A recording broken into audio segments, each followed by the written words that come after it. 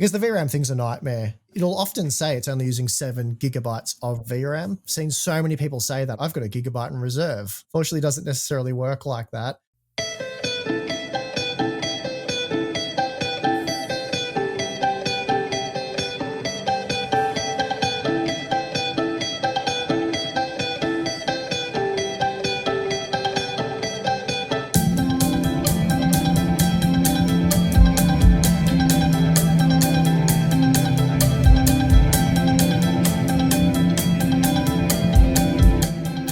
And welcome to Broken Silicon, a gaming hardware podcast. I am your host, Tom. And this episode is brought to you by Outskill, who is offering 1,000 free openings for their 2-day AI Mastermind class through a link in the description. Then also ZipRecruiter that you can try out for free through the link below. And I almost didn't type in an intro for this guest because they've been on many times. Even if you haven't seen the episode where this person's been on, though you probably should go back and listen to some of them. You probably know who they are, to be honest. But let's do it to be complete. Who are you? What do you do? And I think an interesting follow-up. What keeps your job interesting? A lot of people burn out. Yeah, well, Steve from Hardware Unboxed, where of course we unbox hardware. It's in the name, but it's unboxed by the time you get to it, and then we've tested it for you. So that's convenient. So we skip the unboxing process. Yeah, we do a lot of benchmarking and that sort of stuff at Hardware Unboxed, mostly focused on CPU, GPU testing, some motherboard stuff, and we do have a monitor channel as well. As far as like keeping me going and that, I mean, I've been doing the job for I think about 25 years now. Of course, I've only been on YouTube for like 9 or 10. I say only. It feels like just yesterday, but yeah, I think pretty close to a decade now, if not a decade. So that in itself's pretty crazy. I'm feeling very old. I just enjoy it. It's been a hobby since high school, and I'm kind of a bit baffled that it's still, well, it's a hobby that's a job now because I'm getting paid and I do it as a job. But I still personally very much view it as a hobby, like getting to play with the new hardware, and like what you do as well, discuss all the new upcoming stuff and just get excited about that, which is why I think, you know, although we don't do the rumors and all that sort of stuff, you've found a lot of success in that and people love it because whether they're right or wrong for me doesn't really matter. It's the excitement of digging into what's coming up and trying to work it out ahead of time. And, you know, if you get it right, that's awesome. But I think that's what makes that exciting. And that sort of speaks to the excitement I have for, you know, finding out about the hardware, learning about it, then the official announcements, then actually getting it and seeing it. And look, sometimes it can end up being quite disappointing. And we do have periods that are quite slow and boring, sort of pretty much like what we're going through at the moment, I would say. But anyway, yeah, just mostly fun. I was going to say, like, the way I might summarize what you said is, you know, maybe 10 years ago, you weren't sure what your answer to that question would be, but so far it has continued to not be boring. So if you've been doing it this long, and at least this is how I feel as well, I don't really think I'm going to get bored if I haven't gotten bored by now. Mm-hmm. Right. Mm-hmm.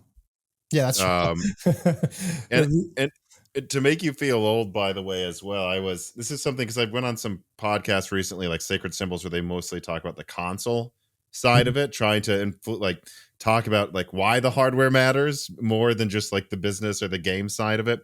And like a thing that keeps coming up is like in a major theme that I've had in my recent PS6 leaks is I think a major focus Sony's going to do is they want to kill off the PS4 as quickly as possible.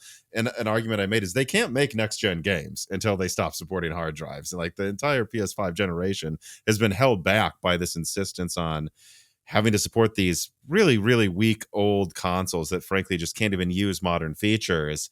And I still see people sometimes saying things like, well, why can't the next whatever run on the PS4? And I like looked up like pictures of myself and I look like I'm like a child. I'm like, this is the PS4 came out in 2013, guys. This is like, I might put up a picture actually for this episode. Like, this is what I looked like when it came out. Mm-hmm. That's why we can't support it anymore because that's how old it is. It's just absolutely ridiculous. Yep. Yeah. What's happened in that time? Let me see here. Angel of Cake writes in and says, not asking a question, just passing along my thanks. Hardware Unboxed reviews and charts are my Bible when I have to buy hardware. And then that's kind of just a nicety. Nicholas Terrar writes in and says, hello, Tom and Steve. I've seen a lot of videos on Hardware Unboxed where Steve or Tim try to debunk some beliefs. Tom, you do this all the time too. I was wondering, what is the most frustrating belief that you have encountered? You definitely go first. I guess there's two sort of sides to this. There's the ones that are pushed by fans, let's say, of a certain brand.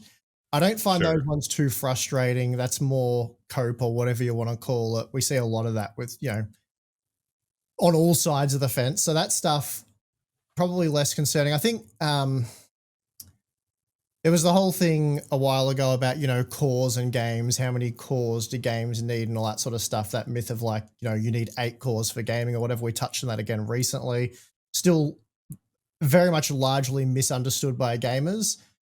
But I think the most frustrating one for me personally at the moment, because it's ongoing and we'll never be able to solve it, is just people not understanding CPU testing. So, obviously the 1080p thing, that's probably one of the more frustrating ones. We've done our best to explain this in multiple different videos. And I get a lot of the better arguments about why they want to see 1440p, 4K, all that sort of stuff. But it's not suitable for a CPU test, and it really does only serve to be misleading. But it's really frustrating, or very difficult, rather, to describe or explain all of that to some people. And it's a frustrating one as well, because I think the vast majority of people who watch the content get it. It's possibly a vocal minority situation, but the vocal minority is very upset at the fact that we almost always focus on low resolution testing for CPU benchmarks. By low, you mean 1080p. 1080p is what we focus on. That's pretty much what we found to be the sweet spot. Yeah, that's a frustrating one. And I would say a good percentage of the comments on any CPU head-to-head or CPU review are the typical, like, this is ridiculous. Nobody games at 1080p, especially with an RTX 5090, or these results are completely useless. This tells me nothing useful. You get the gist of it, that sort of thing. We read them over and over and over again. It's pretty frustrating because, yeah, the complete opposite is true. And GPU limited CPU testing to work out what CPU you need to buy or whatever is just so misleading, so dumb. And again, it's so difficult to explain though, because they don't even know what it is they're asking for, but they think they know. Like it's like having a small piece of the pie and thinking you have the whole thing. Yes. Like they're putting it on me. They're like, no, I want you to heavily GPU limit the results, or just GPU limit results in some way. So then I know that a 9800X 3D is not faster than a 9600X for the resolution I want to play at. But you can't answer that question because it depends on the game they're playing, and then are they playing with competitive settings? And also the review is meant to be a useful bit of information that everybody can learn from. So although you might like playing at 60 FPS in your AAA story-driven game or whatever, there are people who play COD and Fortnite and Apex Legends, and they want to play at 200, 300, 400 FPS. Counter-Strike is another one. So the review is designed to cater to everyone. We don't sort of want to do, hey, if you just game at 60 FPS, here's a review for you. And we just show that, yeah, at 60 FPS, you don't really need a new CPU just yet. But then it's more complicated than that as well, because, again, you're just being misled, and getting led astray is so easy to do there, because you can get 2 CPUs that are extremely different in their gaming performance, but are a similar price. And you might think, well, I'm going to buy the older Ryzen 9 5950X because it's the same price as the, let's say, 7800X thread. I'm making names and prices and things up here. I want to do some video editing in the future maybe, so I'll get that, and it's more future-proof anyway. It's got 16 cores. This one only has 8. They're the same price. And, then you end up gaming mostly, and the experience between a 7800X 3D and a 5950X is wildly different. And if you have the CPU limited testing, you can see how they really do compare in gaming, and then you have your productivity performance, and you can see how they perform in productivity. It'd be a bit like doing productivity benchmarks, but only benchmarking GPU accelerated applications where the CPU is doing next to nothing. And it may be that you're using an application like, I don't know, Handbrake or something where you're Mhm. going to use the GPU. But my point is, you have no idea. You might come away thinking, oh, well, 6-core CPUs are just as fast as 32-core CPUs for productivity. So it's just that's another way of going about it. But yeah, I think that's probably going to be my answer is CPU cores in relation to gaming performance. Yeah, I think at least with the aspect of what you said about like misunderstanding why you tested this and then your conclusion mentions like something else is, I do a fraction of the testing you do. I do occasionally do reviews of hardware just to make sure I'm actually testing literally anything I talk about all the time. But one thing I've been saying a lot lately is, I mean, especially in well-programmed recent games, if you have DLSS 4 and FSR 4 support, it often looks better than native. And I've seen people in the comments say things like, tell me when we can get a GPU that can actually do 4K 60 well. And I'm like, I mean, we've had that for quite a while, actually. They're like, no, I mean, and they'll just be in all caps, I mean native. And I'm Yeah. like, well, no, but you're getting a worse experience even in image quality at this point if you're one of these weirdos that insists on using that. And they'll say, well, why does your benchmarks not have DLSS or FSR on? Well, it's so I can do an apples to apples comparison. And someday maybe I will always turn on FSR 4 and DLSS if literally every game supports it and I feel the image quality is the same.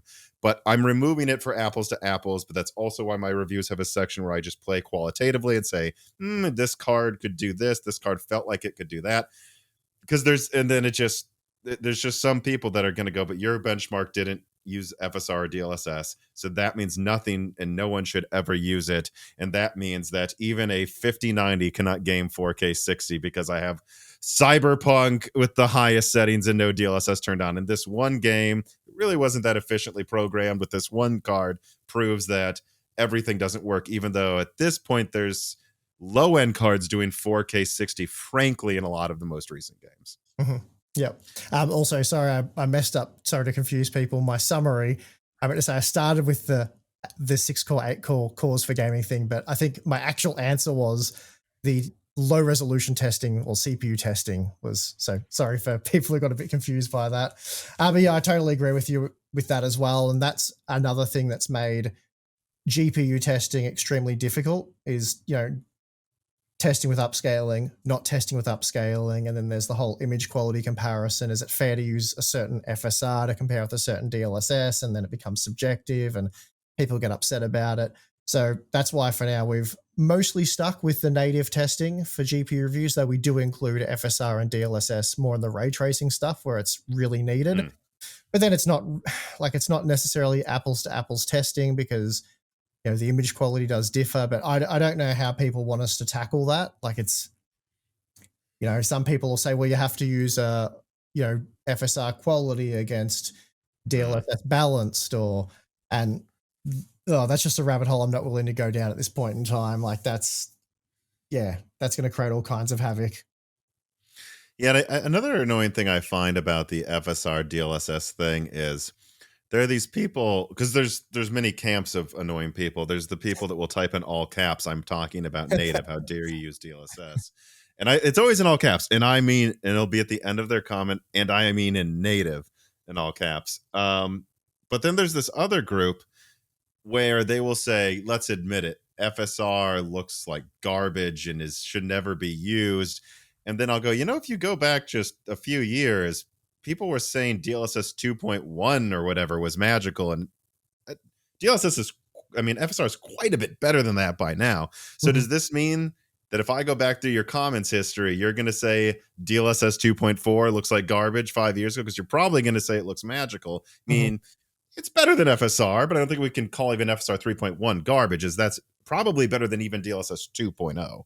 Like we're way beyond any of these looking like garbage. It's honestly, they're all pretty good at this point, and honestly do come off a little bit like magic compared to I remember playing Far Cry 3 and like deciding what level of MSAA I wanted, and if I turned on VSync, it would cut my frame rate in half. I mean, we're so beyond that now. I almost think we're a little spoiled.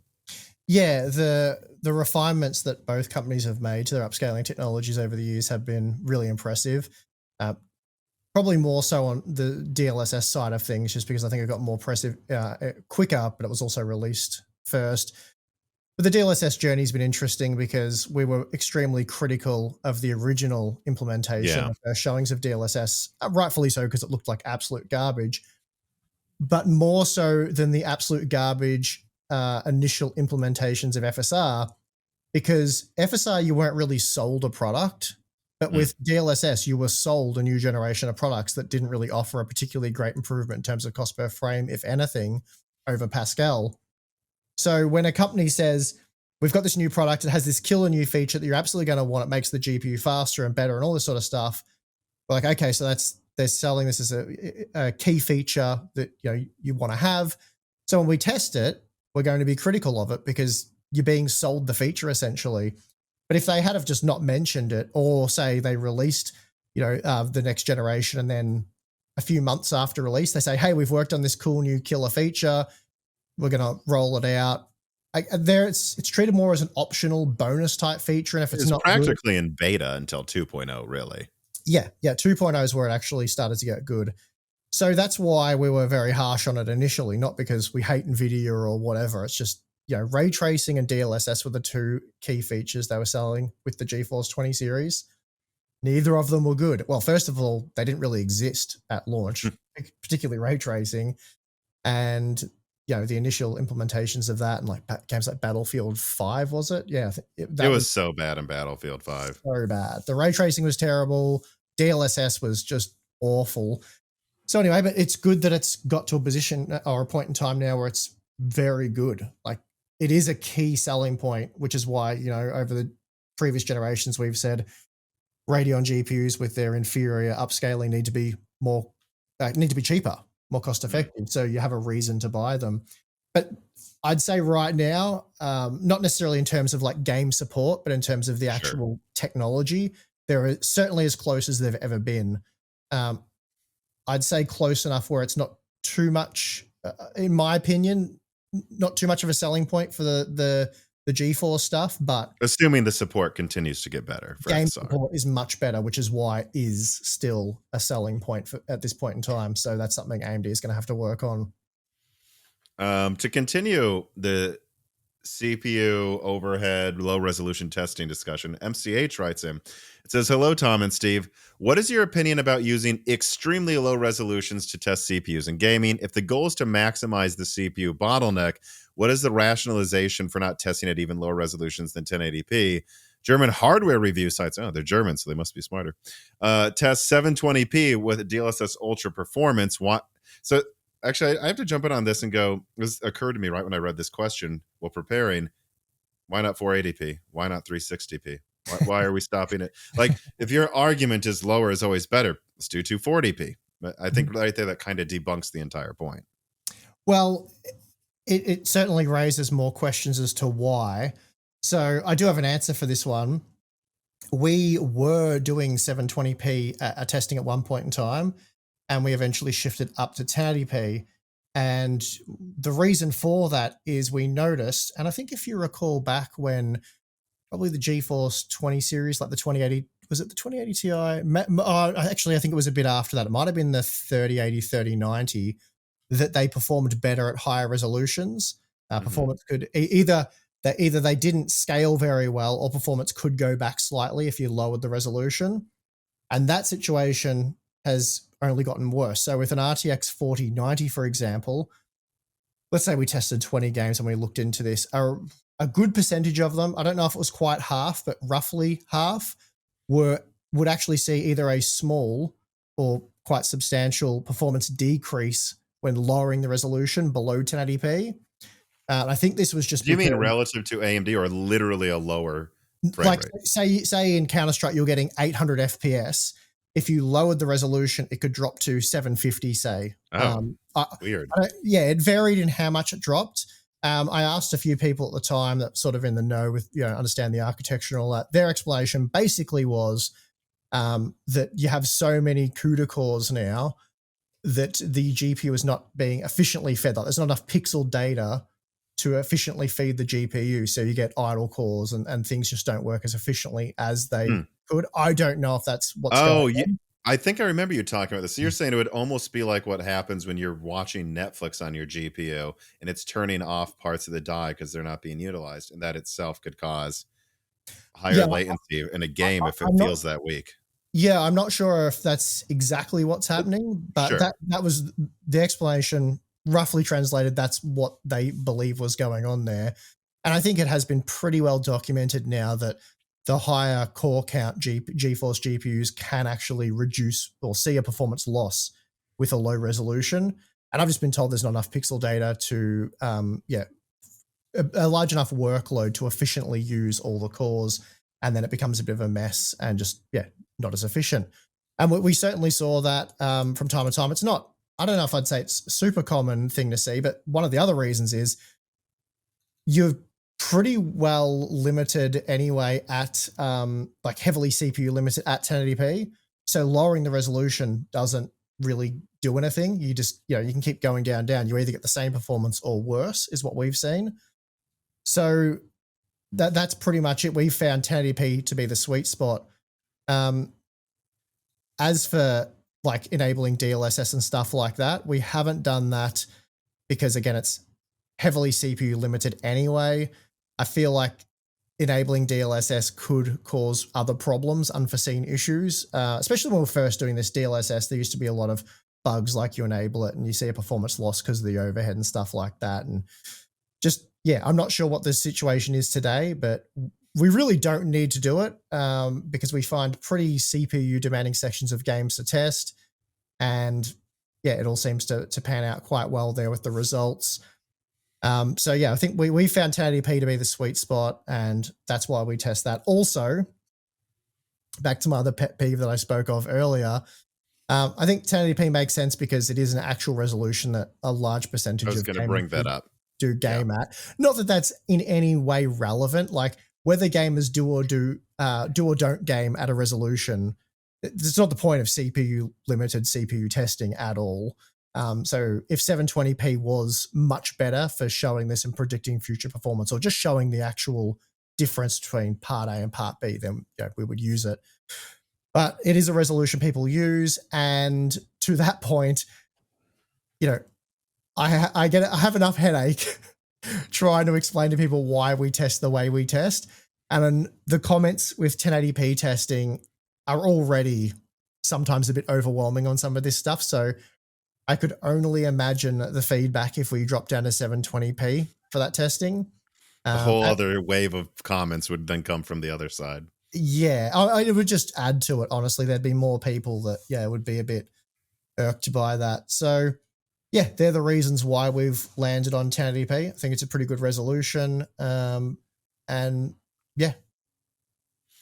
well, I think the resolution people actually game at argument is a pretty valid one. I mean, it's not like I always do that. I don't have as much time because most of my channel isn't testing, but when I do have time to do it, I do 1080p and 4K because I think those are over time going to be the most popular. I know 1440p is right now. And also it's in the middle. So I'm like, well, this is high, this is low. If I had time, I would do both. But, that's why I do that. But I don't do to like 8K and 720p. Because I don't think people game at that. And I've found that when you go to extremes, you might conclude it's this and it could be a bottleneck somewhere else.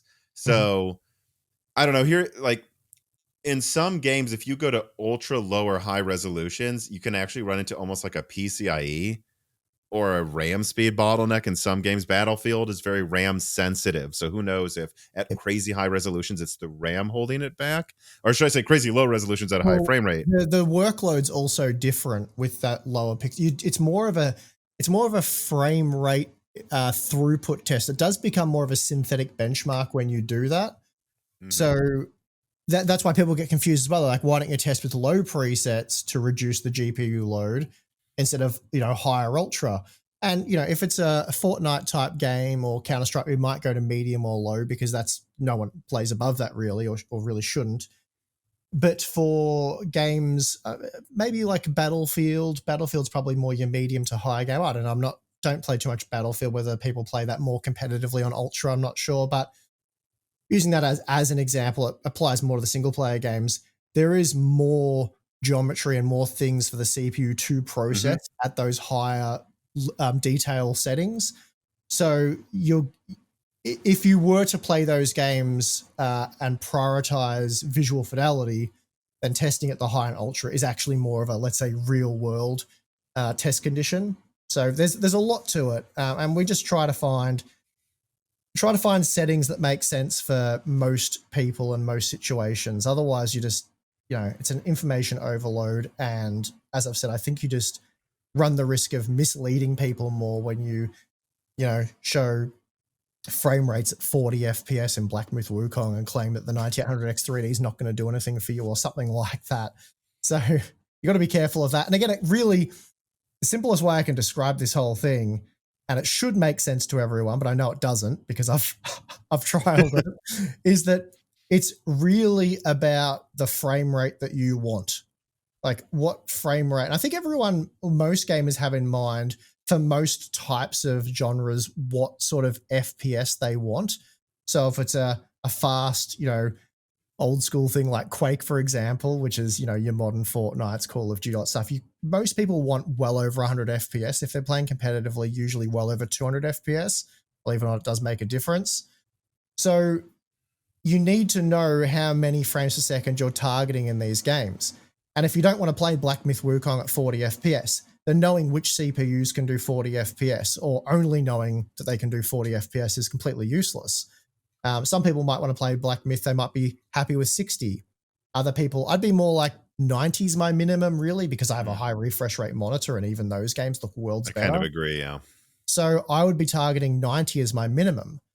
And, if my Ryzen 5 3600 is limiting performance to 60 FPS, then having everything tested at 60 FPS doesn't really tell me anything. And it's, people will say, well, these benchmarks are just to sell 9800X 3Ds, for example. I really don't think people who are like, well, I've got about $200 to spend on a CPU. What's the best bang for my buck? What's the best performance gaming CPU I can get for $200? That's how you should be doing it. You shouldn't be going, oh, well, look how fast the 9800X 3D is. I only have $200, but I guess I'll take out a personal loan because I need 400 FPS in that game or whatever. I mean, if you need that, you need that. But you know what I mean? Like, we're not upselling people to a 9800X 3D if they've got a 9600X in their sights. It's just, and again, it proves my point, because if you look at a lot of these games, the 9600X is driving when nothing else is limiting the performance of the CPU. It's driving really high frame rates. Most instances well over 120. A game like Counter-Strike, you're probably looking at 300-400 FPS. So if that's all you need, then you've got your answer there. Bigger number, not always better or needed, unless the CPUs are the same price. And then you're like, well, this one does 300 FPS, but this one does 600 FPS. They're about the same price. Logic dictates that one that does 600 FPS is going to last longer, so I'll buy that instead. So you just got to use your brain a bit and take the actual information that isn't trying to mislead you and make a purchasing decision based on that. Because again, it baffles me how people want GPU limited CPU testing like that's going to help them in some way. I can't understand it. This piece of content is brought to you by Outskill, the world's first AI-focused education platform, and one that has a special promotion going on, actually. And it's this weekend. You can join the 2-day AI Mastermind Workshop by Outskill by just attending 16 hours with their expert mentors. So it's not a huge commitment for a person with a busy professional schedule, and you'll also get free lifetime access from it to Outskill's exclusive paid AI community to grow alongside over 5,000 AI-first professionals. During the 2-day live training, you'll learn 10 plus powerful AI tools, prompt engineering, automating your workflows, and building AI products without code. Oh, and if you're concerned about them, by the way, it's rated 4.9 out of 5 on Trustpilot, and it's highly credible. And in fact, learners from Outskill have already built and shipped over 100 AI products, all with zero code and working revenue models of $3,000 to $4,000. And by the way, And this training normally costs $895, but I've actually partnered with Outskill to give away 1,000 free seats exclusively for the Moore's Law is Dead viewers just for the next 72 hours. So you'll want to act quickly because it's nearly 900,000 hours worth of training completely free, but just over the next 72 hours if you jump for one of those seats. Over 10 million people have attended this training in the past year across different industries, and now it is your turn. And also, if you sign up now, actually you'll get exclusive bonuses worth $5,100 as well. A prompt Bible with 3,000 plus high impact prompts that will be on day 1, a roadmap to monetize AI that will be on day 2, and a personalized AI toolkit builder, but only if you attend both days. So clear your weekend. It's happening this Saturday and Sunday from 10 a.m. to 7 p.m. on both days. There are limited seats available, so they will probably fill very fast. But again, 1,000 for free for Moore's Law is Dead fans. Signing up, reserving that seat for free through the link below directly supports the channel and costs you nothing. So support Moore's Law is Dead by signing up for Outskill's workshop for this weekend today. And by the way, join the WhatsApp community to stay updated before the big blast as well.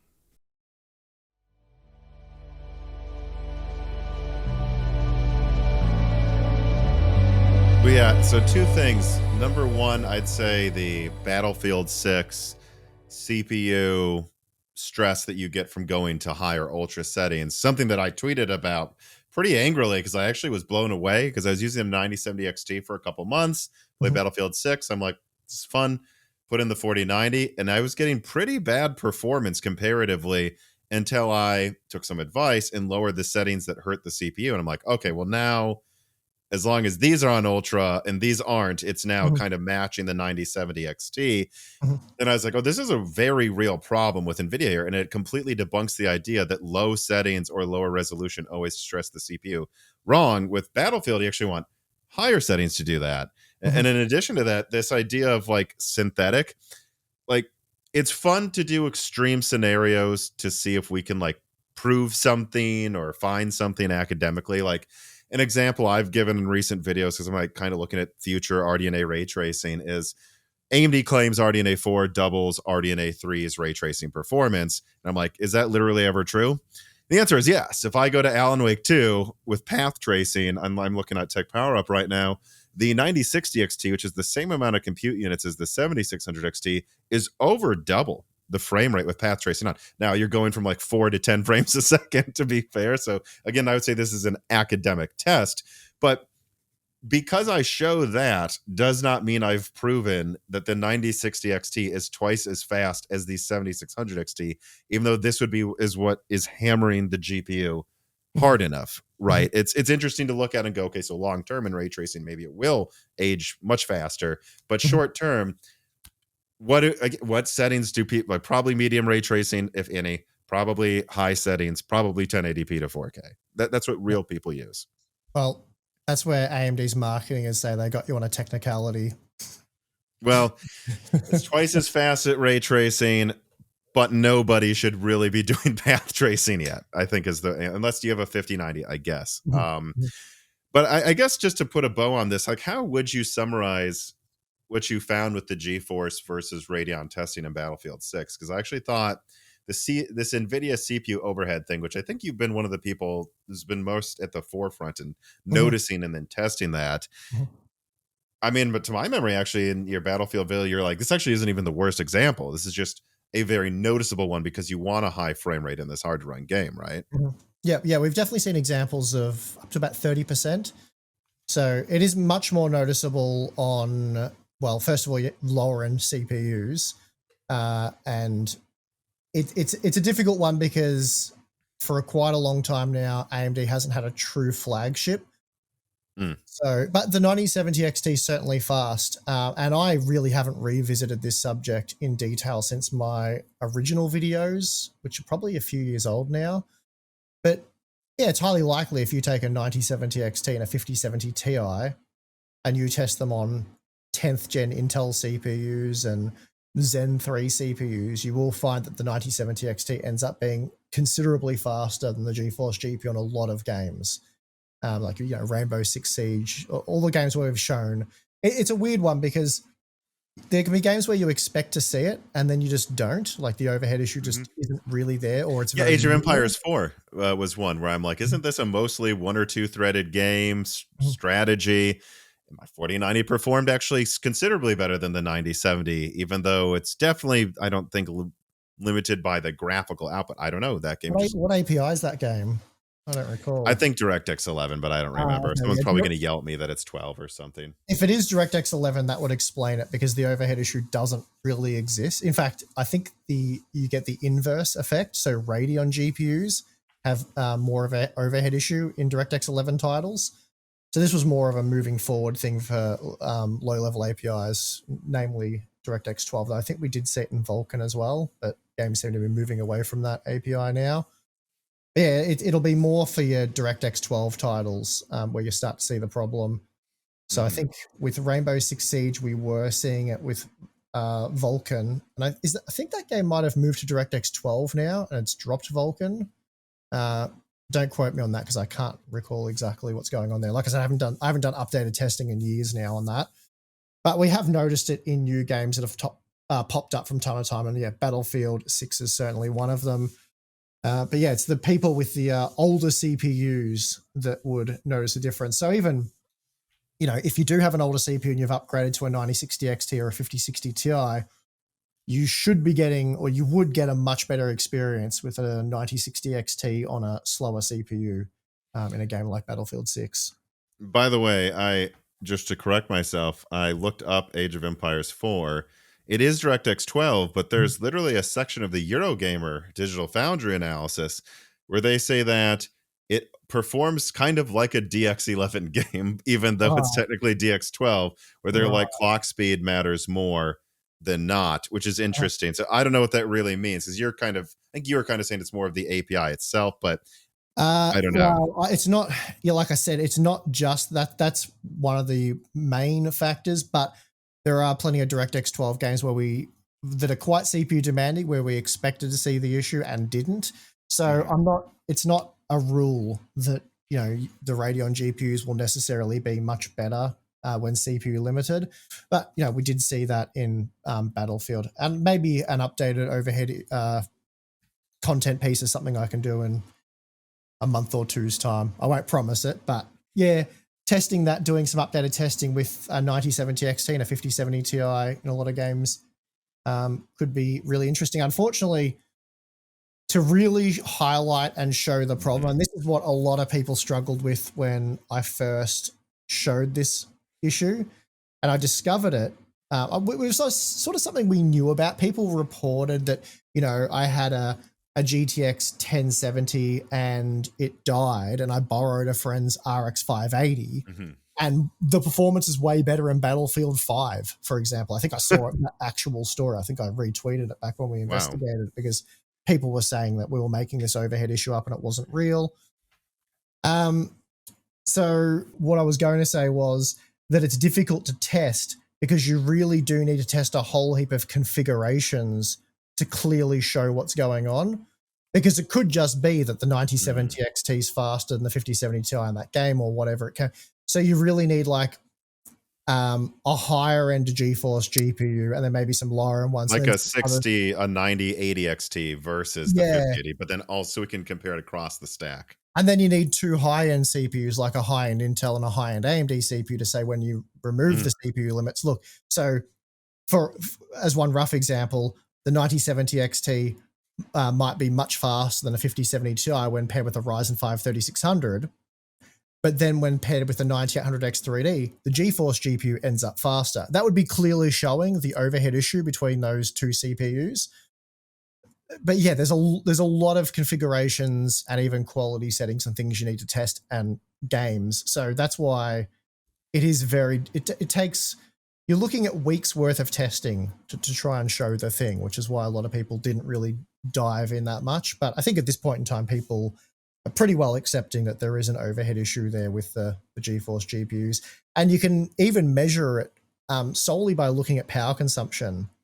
So Nvidia provided, I think it was the PCAT power tool for testing GPU power usage, where they measure from the PCI Express slot and the PCIe power connectors.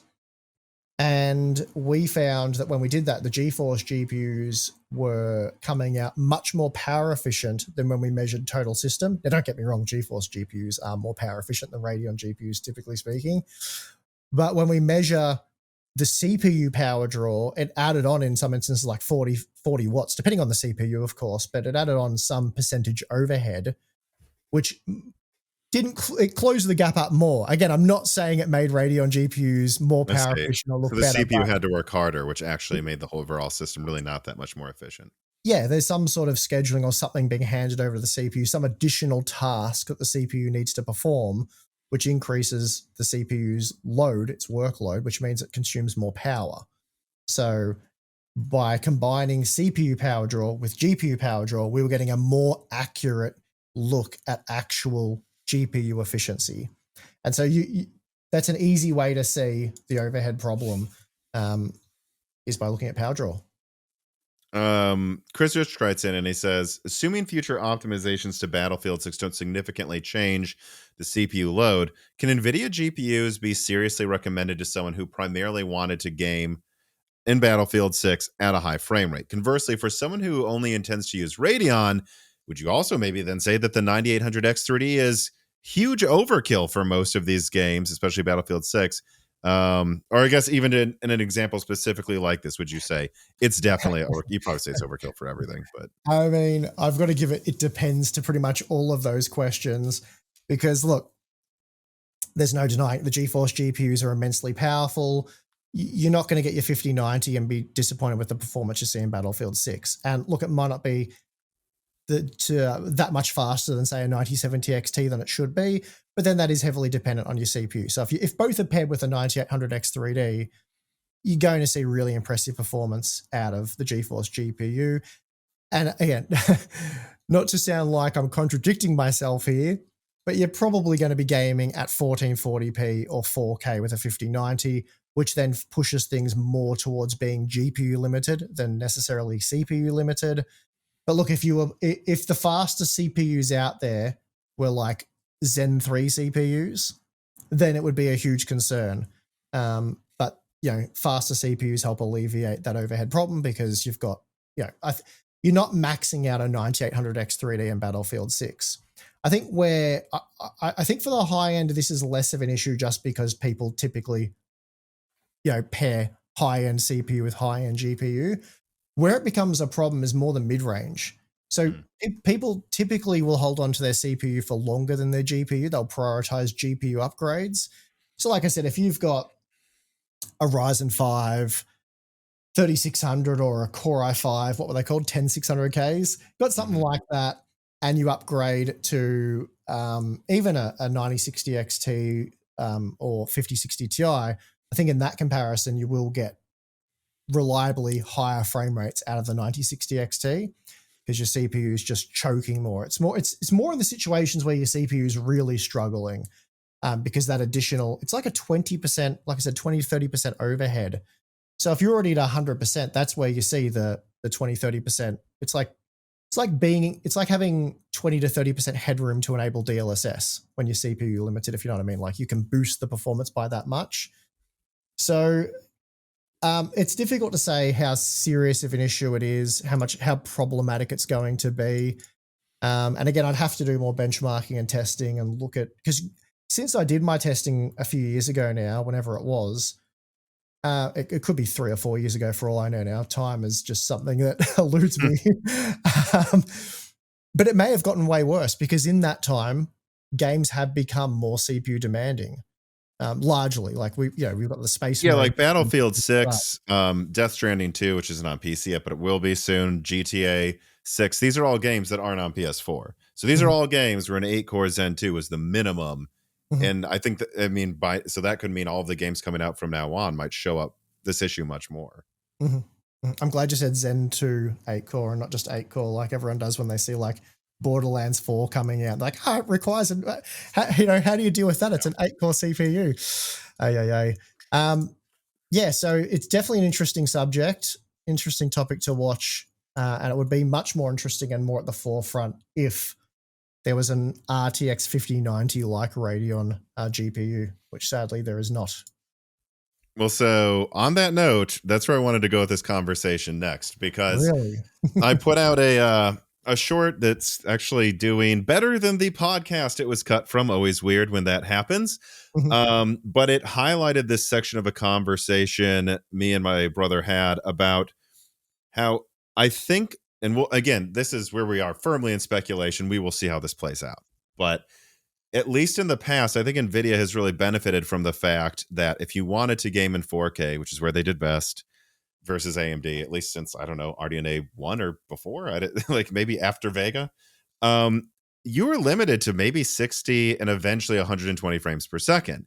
Now, I'm talking to you with a 4K 240 hertz OLED monitor that I got for well under, I think for $700 months ago. Like, they're mhm, reasonably priced now. So this handicap bonus Nvidia's had, where you couldn't even go above 120 in 4K, so you're never going to see the CPU overhead issue, that's going to be gone next gen. mhm, And even consoles come with 120 hertz modes now. mhm. 120s, and I think, yeah, I saw you tweet about this, that like 60 is the new minimum. It didn't used to be, but it really is. And even 120 is really the new 60, and 240 is the new 120. Yeah, I'd hope In so.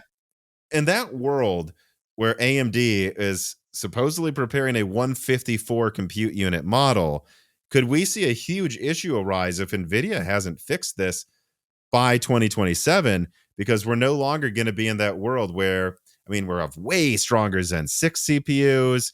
Mhm. 4K goes to 240, and I do not think everyone's just going to go to 8K as much as Nvidia wants us to for their marketing. Um, I think this issue could just be something that explodes, maybe even kind of like the 8 gigabyte RAM issue has exploded recently, where Mhm. time really caught up with this problem more than we expected it to, more than I expected it to. There's definitely the potential for it to become more of a known issue, more of a problem for Nvidia. As I said though, there are games where you sort of expect it would be a problem because it's a CPU demanding game, and then you test it and there's really no overhead issue to be seen. And then there's other games where it's terrible. It's really very much, you see the same thing with the ARC overhead issue. There's Mm. games where the ARC overhead issue is truly horrific. Spider-Man 2, for example. And there's other CPU demanding games where there's very little overhead, if any, to be seen at all. So it's quite an odd problem, this CPU overhead thing with games where GPUs become more reliant on CPU performance, but you just don't always see it. So yeah, look, I think, like I said, if they had a 9070 type competitor this generation, I think it would be a much more hotly debated topic because again, games like Battlefield 6 would have really highlighted that issue. You You mean 5090 competitor? I think you said 5070. Unless my brain is the I one not working. it's more likely to be my brain. I think it's nighttime for you, isn't it? Yes, yes, it Yeah, is 8:15. my brain's about 5 hours off waking up. I'm in my email mode. But no, I very much meant the 5090, not the 5070. Yeah, if they had a 5090 competitor, then yeah, I think we'd be discussing this a bit more. But at the moment, it's yeah. Again, it's a tough one because I think it probably is still really relevant for the people Hmm. that like. I think an issue like this that it impacts performance is more of an issue for those that are on a tight budget that can't just simply, because if you have 5090 money, it's like, oh, you have to upgrade your CPU from, whatever it is, a 9700 or 7700 or something like that, whatever you would likely have, to a 9800 X3D. You're going to be like, oh, but I mean, most of those people would have done it anyway. If you're spending, how many thousands of dollars US is it to buy a 5090 at the moment? It's at least two. Yeah. You're gonna go spend, what is it, like $400 you can buy 9800 X3D for now. Yeah. I'm not- Yeah, it's yeah. getting pretty cheap. So for those people, not a big deal. But if you're really, counting the pennies to get yourself to a 9060 XT, you're like, oh, should I get the 8 gigabyte model for 300, or can I afford the extra $50 for the 16 gigabyte model? Telling them, oh, well, you've got to spend $400 on your CPU upgrade now, possibly motherboard memory on top of that. That's where it becomes very painful. So yeah, it's definitely a subject worth looking into. At this point in time, I can't say in late 2025 how serious it is and how much difference you'll see for a 9060 XT and a 5060 Ti. And then even when I do that content, I might do a Ryzen 5 3600 and show that in a lot of instances, there's quite a big performance difference. But then a lot of people will be like, well, why are you still using a 3600 in late 2025? Like, that's a crap old CPU now. You should have already upgraded. So, yeah, you know, Well, no, again, but we'll see what happens. I mean, supposedly Zen 6 is going to go to 7 gigahertz or something, so maybe it won't matter. Maybe like right when it should have mattered, when we have 240 hertz monitors, maybe we'll get these Nova Lake and Zen 6 CPUs that bail Nvidia out again. But I just well, still wonder, because there's 240 hertz is going to be standard. I do wonder if they can't hide behind it that much longer. It's like it's a hardware issue. It's not just software. well, they will have new hardware by then as well. They claim to have reduced the overhead issue with the latest architecture. That's possibly true. Again, I'd have to compare, current generation with previous generation models to see if the CPU overhead has changed at all, because I actually have no insight on that whatsoever. I do recall Nvidia addressing that, saying that they've lowered that overhead issue. I definitely recall seeing that. So yeah, what the future holds, no idea, because there's so many variables there that can change. It could be just a continuation of what we've seen to date. It could become more obvious, or it could get solved entirely. Because again, it's the same thing. The ARC thing. Hardware Canucks really noticed that first, and then we jumped on the story, did some additional testing, verified their findings.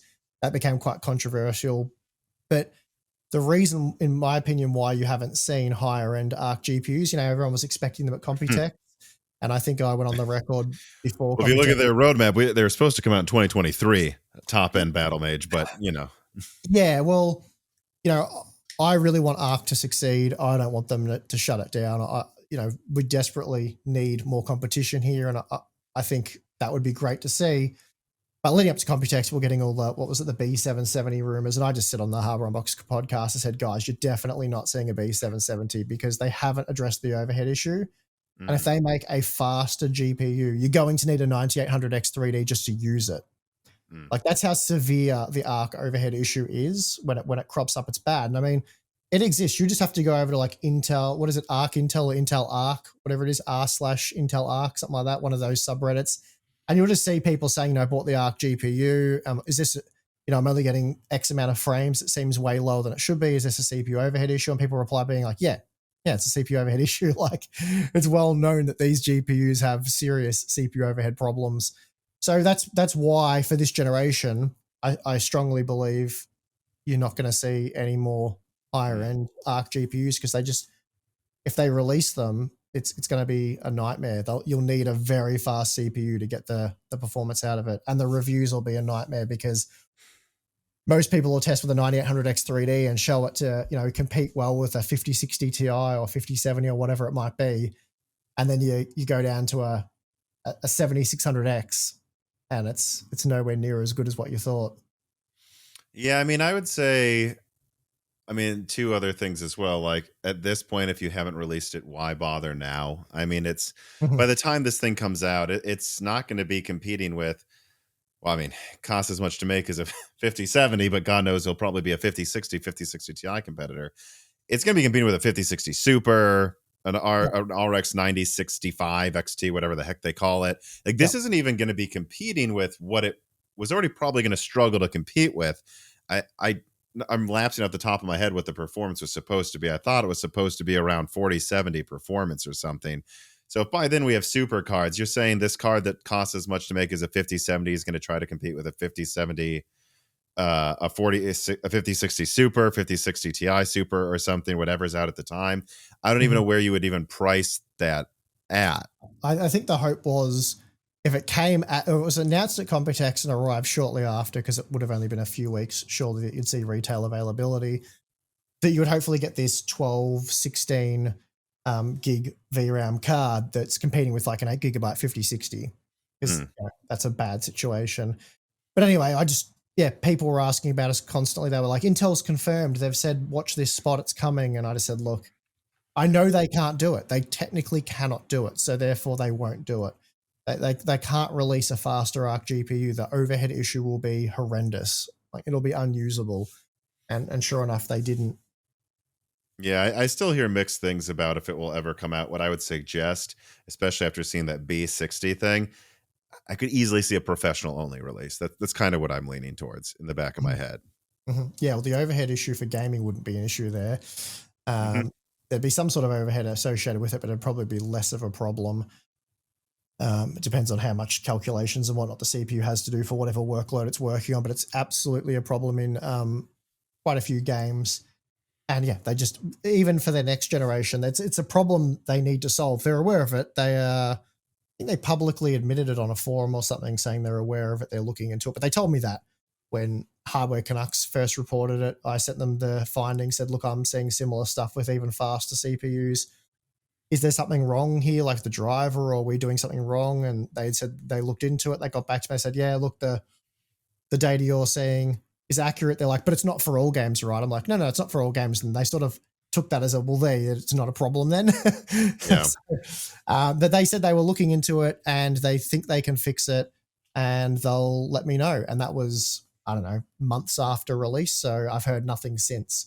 So it seems like it's a hardware level problem and they'll need to change the way that the GPU fundamentally works to reduce the overhead, which is the same thing on NVIDIA's side. Mm-hmm. Well, so we mentioned VRAM a few times here. I wanted to bring this up. Something you've been very outspoken on, something I've been very outspoken on, is the issue with low-end cards not having enough VRAM. Now, what I've recently seen in some RDNA 5 documents is specifically one of them lists it this way. There's the Medusa Halo family, and they're like, there's two IO dies.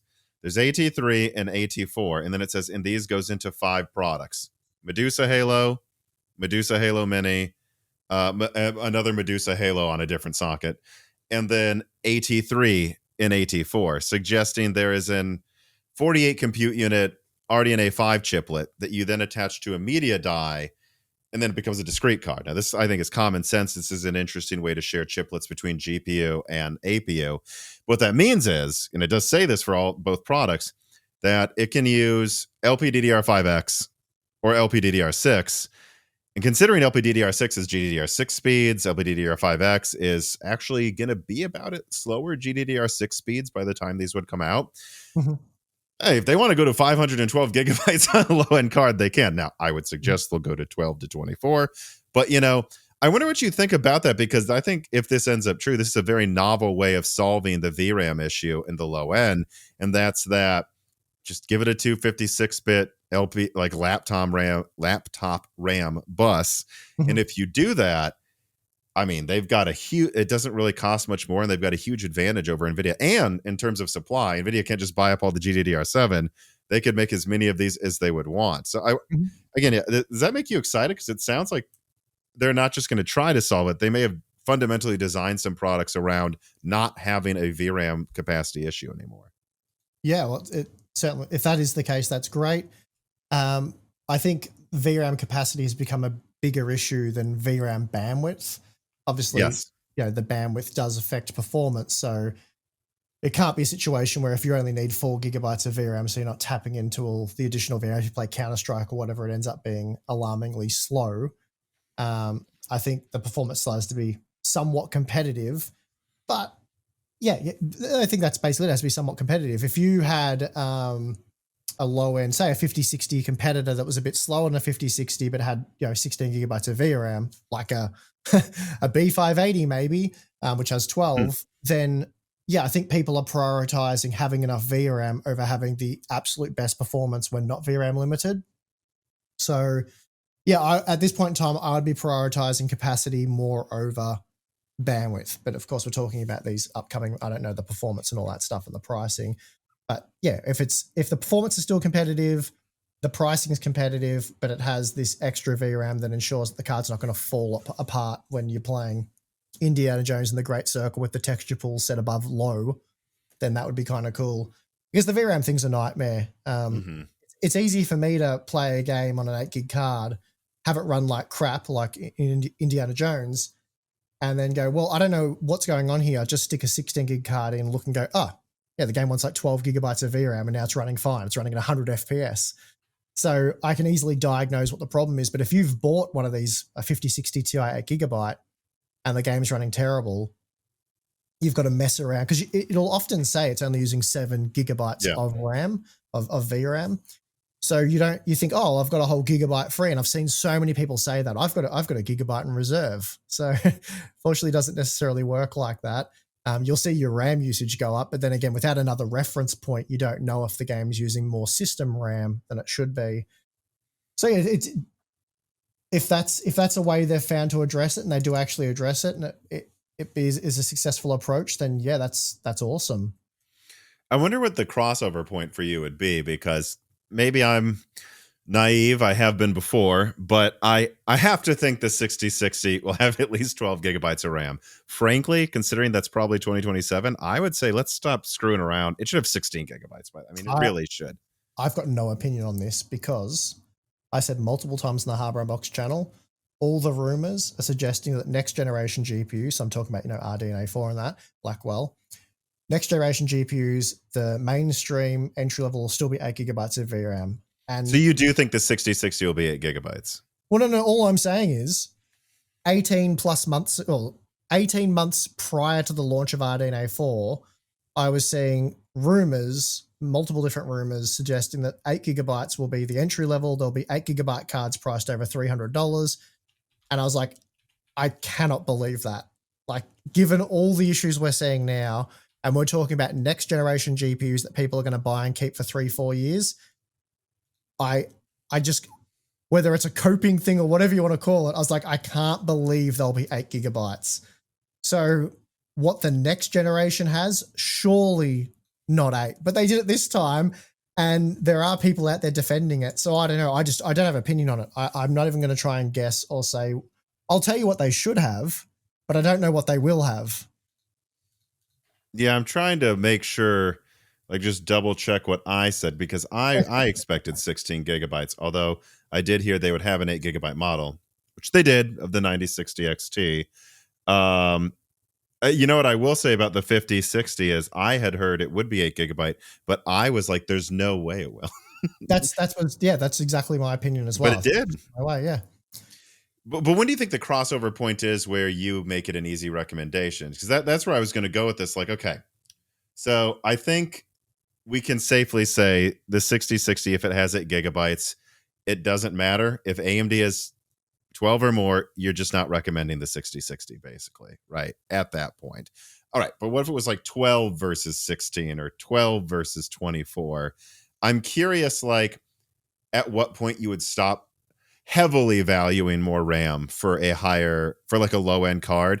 And because I can say for myself, assuming the performance isn't just wildly different, if one had 12 gigabytes and one was 10% weaker and had 24, I'd recommend 24 gigabytes in the future. I'm sorry, like, I think 16 is going to be low end by then, or at least lower mid range. Yeah, it's something we'd have to evaluate at the time. But the problem is, which escapes some people when we're making these recommendations, is it's all good and well that the majority of games that exist in this point in time will run fine on an 8 gigabyte card. No one's disputing that. But there are plenty of new games that are heavily compromised on an 8 gigabyte card now. And that's now. I know. We're making this recommendation under the valid assumption that you'll be keeping this purchase for a minimum of 3 years. And we've polled this data with over 100,000 votes. And the minimum people, especially in this sort of more entry level, is like 4 years. People buy a GPU and expect to get 4 years out of it. So we go on the conservative side and say, okay, let's say 3 years. What do you think in 3 years from now, 2028 or something, 2029, somewhere around there, 3 to 4 years? We're actually late 2025 at this point, really. So probably more to 2029. What do you think the experience is going to be using an 8 gigabyte GPU? Like, how do you think the 5060 Ti 8 and 16 gigabyte cards are going to compare 2028? Well, your testing of the 5060 Ti, I think it was, truly shocked me earlier this year. Like, I mean, look, I've been on the we shouldn't be an 8 gigabytes bandwagon since the 480. So, like, no one needs to tell me. I think we need more RAM than they give you at Nvidia, usually in the low end. But what I will say is I didn't expect you to find in 1080p medium it was becoming an issue already in plenty of recent games. I mean, what that tells me is I think I said this seems, and I wouldn't have guessed this a year ago, so this isn't like I was hoping to be able to say this, but it seems like 4 gigabytes with the 6500 XT is where we're at with 8 gigabytes now, which is Getting surprising to me, but that means it's going to be completely unusable in a couple of years. Well, the 8 PCIe lanes really hurts there as well. Having Yes. the 16 PCIe lanes, you can get away with spilling over the VRAM a little bit. Like you can to a degree get away with that. It's not like it gets to the line and completely falls apart, though it can, but that's not always the case. So the PCIe lanes absolutely kill that card as well, which is why if you buy a 5060 Ti, you have to get the 16 gigabyte model. And the 16 gigabyte model is a good product, probably a bit overpriced. Well, in the current market, it's probably a little bit overpriced compared to where I think it should be. It's very overpriced. And again, that's with these recommendations and stuff. It's tough because people have their idea of where things should be or what they should be, and I do as well. But we also have to deal in reality. So when you see a 9060 XT get down to $250 US to compete with a 5050, it's like, I regrettably say it's a good value offering at that point. But in the context of the current market, I realize that not everyone has $350, $400 just to throw on a graphics card. Some people, it might be a real squeeze to get to 250. So I can certainly appreciate and understand that. And they get offended when we say 8 gigabyte cards are garbage. But if a 9060 XT in the current market drops down to $250 US and that's all you've got, then yeah, look, don't feel guilty about buying that card. We're just trying to educate you and help you guys push back against AMD and Nvidia to get more VRAM. Like, we don't want to just be influencers and say, buy the 8 gigabyte card, affiliate links in the video description. I don't care. It's your problem. Buy another one in a year. Like, then I can recommend that one too. Yeah, then I can recommend that and you can buy that. And it's funny how we get, accusations of being influencers, just want to sell people products. And then half the time we're saying this is garbage, don't buy it. And then we're copping flack for that. It's like, there's no win. But anyway, it's to educate gamers and get them to basically signal to AMD and Nvidia that they're not buying this crap anymore. We need a satisfactory amount of VRAM on these cards. So, and yeah, at the moment, I would say 16 gigabytes is the minimum. That's my minimum. If I was buying a card, 16 gigabytes would be my minimum. And again, people get upset by that because they're like, well, I don't have $350 US or whatever it costs to buy a 9060 XT. And it's like, yeah, again, I'm not attacking you for that. I'm just saying that yes, we need 16 gigabyte cards to be mainstream. So $250 or something, like that's where they need to be. So yeah, it's like, it is what it is. I'm not saying it's fair. I'm saying I couldn't see myself getting a 12, and I agree, even a 12 gigabyte card anymore. And to be fair, there's like used 6800s, and there's the 7600 XT, 9060 XT. There are things that have 16 gigabytes for under 350, sometimes often actually under 300 now. That even though it's not as simple as if there were a bunch of offerings, there is a solution. And that's why it's like, yeah, I don't get a $150 card probably. I don't know what to tell you. That's just what we think. Or if you do buy it, just know that there's those compromises you'll have to make now, and it's probably going to be a hell of a time in a couple of years. Like, I'm intrigued to see how this is going to play out because, like I said, my prediction is 3 years from now, 8 gigabyte cards are going to be a rough road. So we'll see if I'm right or not. Well, this is a funny thing too. I recently put out this PS6 leak, and I only really, I can't possibly know how much RAM they'll choose to use. I can know a bus width. Who knows what they decide to do? And my initial suspicion was the handheld will have 24 gigabytes. The console will have 30. I thought that seemed reasonable, especially because supposedly they want to keep costs in check next gen. But then I asked some developers what they think, and it was comical. They're like, well, look, if Mark Cerny at PlayStation keeps talking about AI and ray tracing as being some big thing, they're going to need more than that. And to a man, every single developer, and I mean, I won't be specific which these three quotes were to, but I mean, I'm talking about people like Epic, Rockstar, and a handful of indie studios. Like, these are real people that really know what they're talking about. And all of them said the same thing, which is 24 gigabytes is a minimum to struggle with FSR and feel next gen, and 32 gigabytes is required for this console to really do anything well. So that's where I settled on maybe, 36 and 40 gigabytes. And then when you look at the RAM's like $3 a gigabyte, I don't know, maybe they can get away with it. Mhm. So what I'm getting to is adding on to your 8 GB thing. Everyone listening, if the next gen consoles are going to get to at least I would say 30 to 40 gigabytes of RAM, and also Nvidia is pushing all of these AI features that require a ton of RAM, what do you think is going to happen to your 8 GB card once the budget boxes have that much RAM? Mhm. It's Mhm. not going to be pretty. No, we've basically never sat in on an Nvidia RTX presentation where they haven't demonstrated something that requires more VRAM. And I know people will point to, what about the new, AMD texture compression? They're reducing textures. They've got this, they've got that. That's going to really, that's a necessity just to get these games Yes. to run on 16 gigabyte cards. People keep saying, oh, they're going to solve the 8 GB problem. If I these spending another $10, guys, that's how. these improvements, when they talk about compressing textures and making them smaller, it's not so they're going to work on 8 GB cards. It's so these games might possibly work on 16 gigabyte cards, because the new AI features and all that stuff, they eat up VRAM. They love it. So I think Nvidia was saying to have like basic AI characters and stuff where, that's I think a minimum of an additional 2 gigabytes of VRAM just for that feature. Like that's the starting point. So if we get new advanced games that use a lot of AI characters, which is awesome, by the way, I've played some of the Nvidia demos and stuff, and really impressive stuff, exciting future for gaming. This is what's going to make it feel next gen, not going Definitely. to 8K. But that stuff eats up VRAM, eats up RAM big time. So yeah, if you're gonna want to be playing those games and enjoying that stuff, you're gonna need some. That's where the 16 gigabyte cards, I think, with talking about the 9060 XT and 5060 Ti in particular, in years to come, yeah, it's going to be a world of difference, and you're going to be kicking yourself for not spending that extra $50. That's the other thing with the money as well. Like, if you're, again, I'm not trying to be an out of touch YouTuber and saying that money's free and it grows on trees or whatever.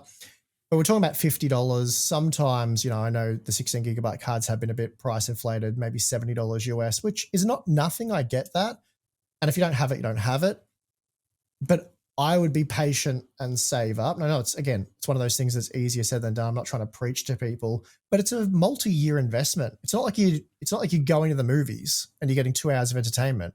It's something you're buying to keep for 3-4 years. Yeah, this might be the cost of going to the movies once or twice these days too, just to get that difference. Yeah. So again, I'm not trying to preach to anyone, tell them how to spend their money or be smarter with their money or whatever, but I'm just saying, like, I personally, being as confident as I am that 8 gigabytes is going to be utter trash in a few years, arguably is right now, and 16 gigabytes is going to be a world of difference and just a totally different experience of what you get out of that product.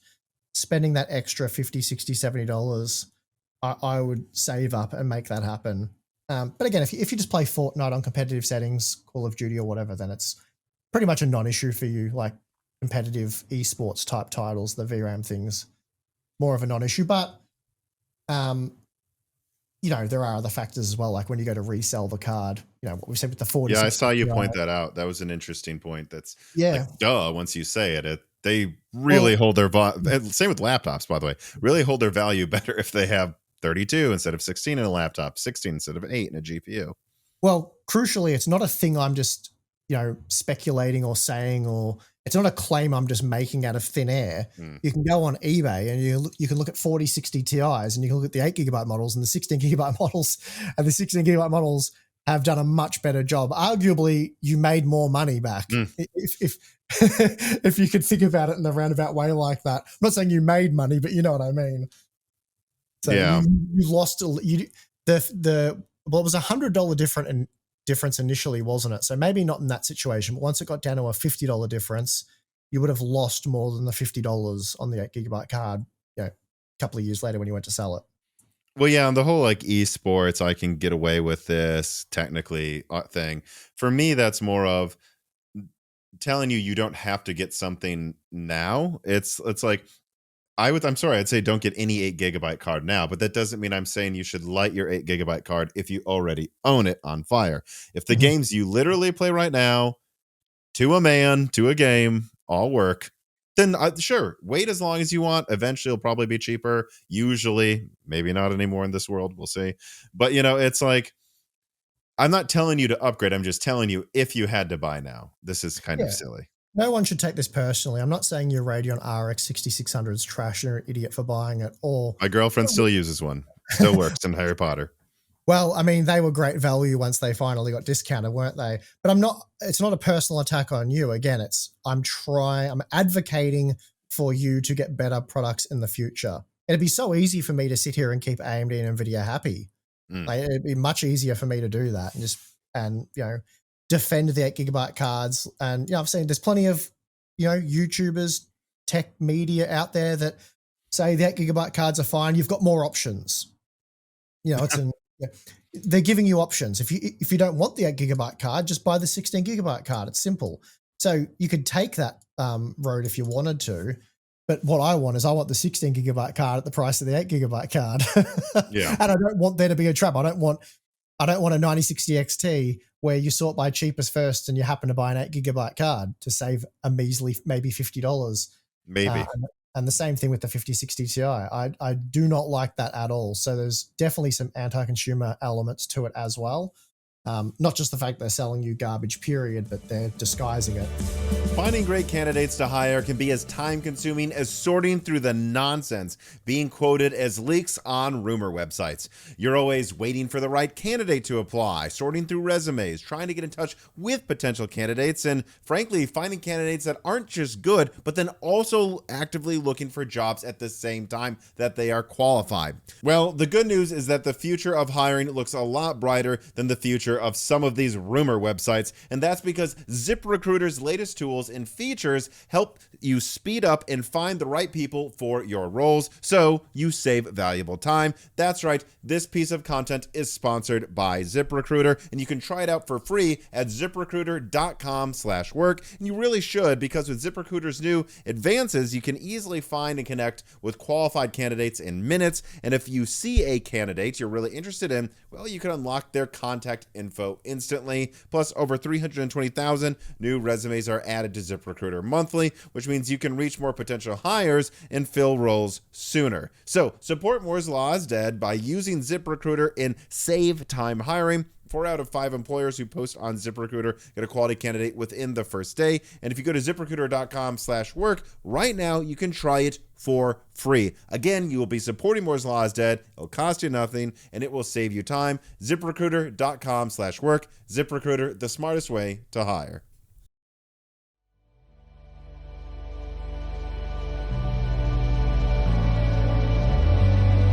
Hayabu writes and it says, on episode 318, the 5060 discussion that was had gave me this thought that Nvidia has seemingly settled on 60 and 70 series performance a generation or two, or I would argue 3 ago, and they only increased to match new PC game requirements with like performance requirement inflation creep.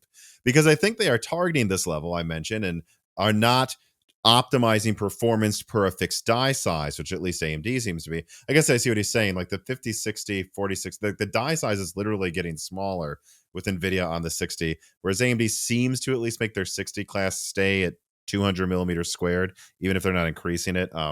Because do we expect this to be a reoccurring problem going forward?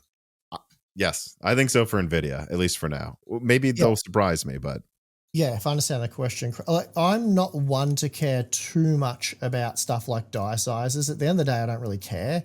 It's the resulting price to performance. Like, what are you actually getting? Because people don't care about the size of the die on their their GPU die. It's a bit the same with, bus widths. I don't really care how wide the bus is. Obviously, have you ever seen those all caps comments? I only buy 256-bit and I only game all caps in native. I mean, look, generally the higher the bus width, the more bandwidth, the better the performance, but I don't care just about that. It's, again, the resulting performance of what you get. So it's not something I focus on there. As for the performance they're targeting and stuff like that, I mean, this generation is actually better than previous generations in terms of what you get, mostly because the 9060 XT is quite good relative to the other GPUs. So yeah, on the NVIDIA side though, I think at the end of the day, they just don't really care. So it is a problem and it's not going to be solved. Whenever I speak to Nvidia employees in person about this stuff, they're always just dumbfounded by my takes, like baffled that I'm I even know what you mean. considering. Yeah, like they're like, well, why are you harping on about this 8 GB problem? Like, if you want more than 8 GB, you just buy a higher end GeForce GPU. Sell some of your Nvidia shares and just go buy it, Steve. I don't get it. They look at me like I'm crazy. Like I've got two ads. Like, but we have 16 GB cards. You can buy them instead. You know, so they're like, it's an obvious compromise. Like if you're only willing to spend RTX 5060 money, then that's the compromise. Like that's what you're getting. So from a mentality point of view, you're saying it doesn't seem like it's changing. Well, no, they're not trying to deliver the best product they can at that price point. They're just delivering you a product and basically saying, if you want a better one, spend more. Mm-hmm.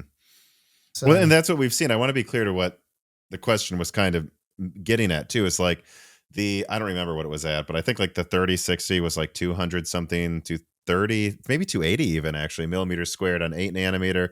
And then they go down to the 4060 and that was like 151 millimeters squared. It was like tiny on 4. And I don't remember what the 5060 is, but I believe well, that's based on a larger die this time, but it's cut down. And it seems like they keep making whatever they're going to use for the 5060 cost the same to make, but use a newer node. And that's why you see the performance stagnating, because I mean, like Moore's law is dead, but generally speaking, you'll still get better price performance out of a newer node if you maximize it. But that's all they're willing to do. They're not willing to like keep the die size the same or increase anything. They want it to fit into the same laptop sockets. They want it to not erode GeForce margins because they only care about AI. And they're going to, what we have, I mean, the 5070s die, I believe, is like the same size or smaller than like a 3060 or something. Like we're getting to the point where they're not really willing to spend any extra. They just need to up the margins. And that's why you see these ever shrinking die sizes for the 5070 and lower. Yeah, absolutely. And the competition from AMD has been abysmal. Till recently. We'll see if that continues. Recently, yeah, that's right. Like I said, the 9060 XT's a bright spot, let's say, on an otherwise gloomy situation. But you go back 4 generations, you had the 5600 XT, 6 GB. Really, when that was introduced, that was competing with the RTX 2060 because that got discounted. They were both 6 GB cards. The RTX 2060, I mean, I know I'm talking about MSRPs here as well. So like the review launch impression, not, when they discounted heavily after the fact, and maybe it ended up being a good product, because that's, that has been the AMD theme for how long now.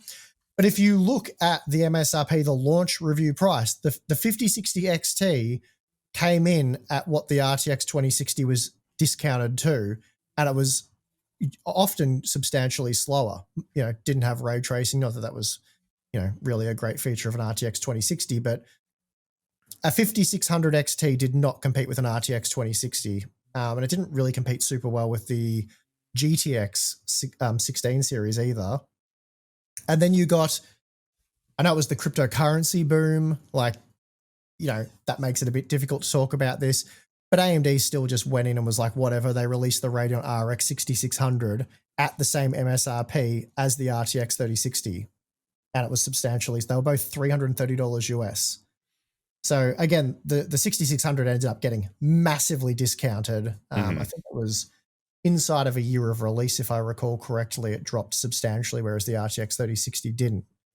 But they released at the same MSRP. And then probably a more realistic generation was the last one, where you got the 7600, the RX 7600 8 GB versus the RTX 4060 8 GB. And why buy AMD there? It was $30 cheaper to get access to DLSS and better ray tracing. And yeah, I mean, again, ray tracing on an RTX 4060, but DLSS and just Nvidia, Mindshare, all that sort of stuff. So you're getting the same performance, but without the features for $30 off. Who cares?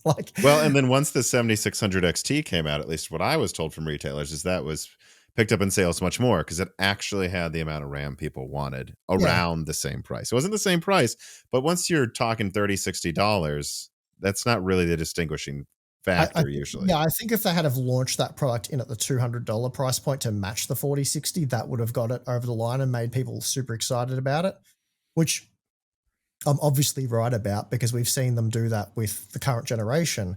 So the 9060 XT 8GB is often cheaper than an RTX 5060 at the moment, and it is in most instances substantially faster. Like overall, it is a faster product. So they've done well there for the first time in at least 4 generations. So that's good. By the way, this is something me and you have talked about. What's cheaper, adding $20 of RAM or charging $100 less than Nvidia?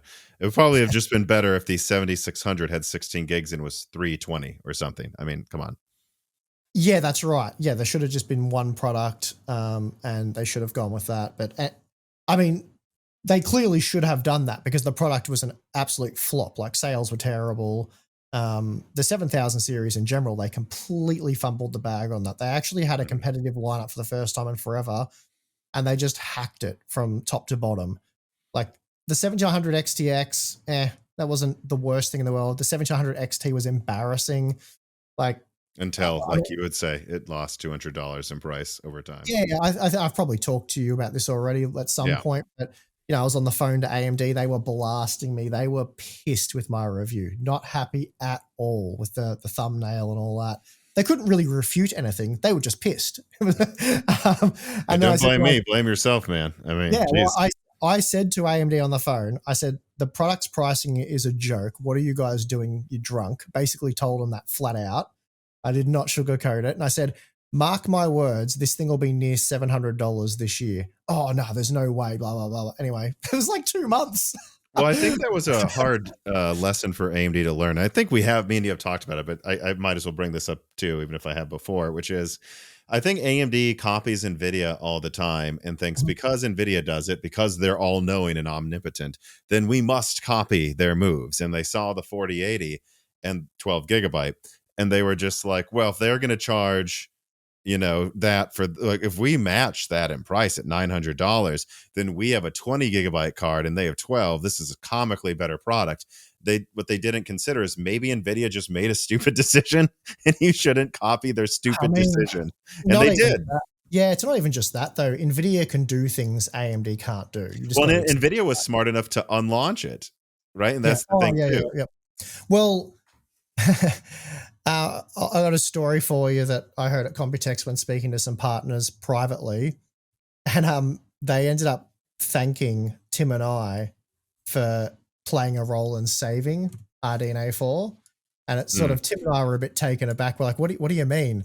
And they're like, oh, your videos definitely helped. They landed with the right people at AMD. And I hadn't heard anything from AMD about this at all. And I think we publicly sort of mentioned that AMD emailed us prior to the launch asking for our guidance on pricing.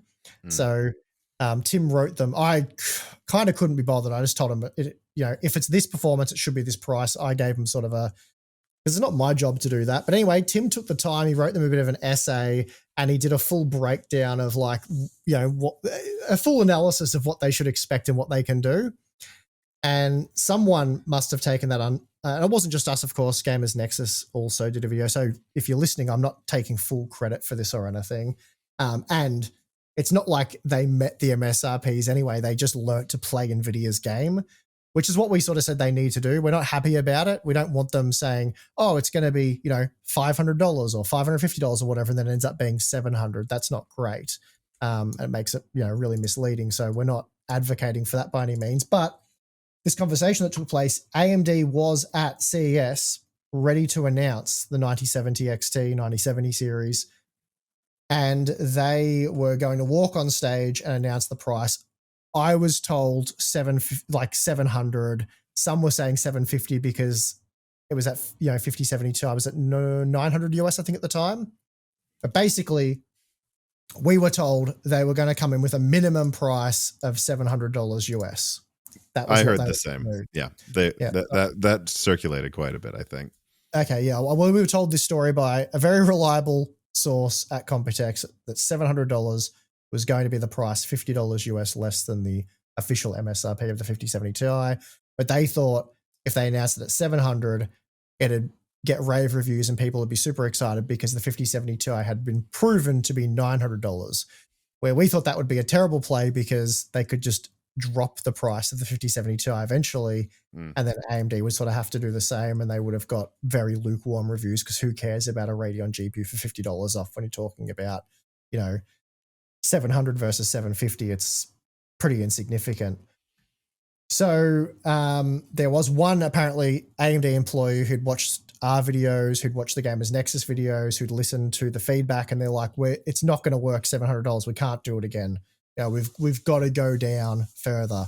And we were suggesting 550, 600 would be our absolute max. 550 would be our great price. And they went with 600 in the end, which I'm glad they didn't go lower than that because $600 US has barely been a thing. But yeah, I've sort of got mixed feelings about it because if they had have actually, announced $600 US, which is great, and then been able to supply it at $600 US, then that would be amazing and good times. But hasn't really played out that way. But it's really a tough one to address because we can't hammer AMD too much for that when Nvidia's doing it arguably to an even, a worse degree, let's say. So they're both bad, but they can't not play the game, can they? They can't go with realistic pricing. They can't announce they can't announce $700 US and then sell it for $750.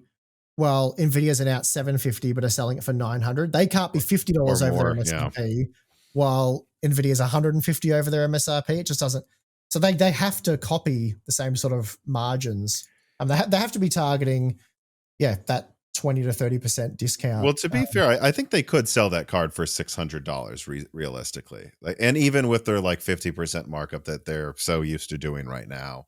I think, and if you look at the 9070, it is almost getting to MSRP. So I do think a large reason it is above it, though, especially when you see that they've shipped a record amount of cards for this generation. It's like, is it a lie? Well, I think unlike Nvidia, they actually would sell it at that price, but Nvidia selling their competing cards for $900 means, of course, it's not at MSRP. But of course, AMD would have known that would have happened. So it's like a chicken and egg about it could be 600. It uses GDDR6, not GDDR7. I mean, I give AMD nowhere near that much credit. They've always proven to be as greedy as they think they can get away with.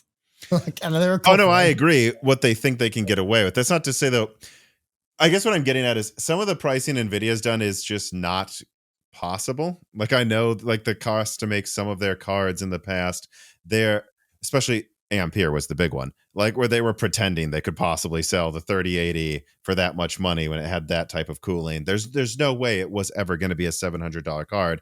I guess what I'm saying is, yes, AMD does that, but they could sell it for that much. I think Nvidia goes so over the Overton window on this that they even know they can't sell it for that much if they wanted to. And that's at least not keeping in line with the margins they've had historically, whereas AMD, I think, could, Yeah, I'm not saying sure they want to. But yeah, in the US, the 9070 XT sucks. I just had a look on Newegg. It's $700 for the 9070 XT, whereas you're paying $90 more for a 5070 Ti.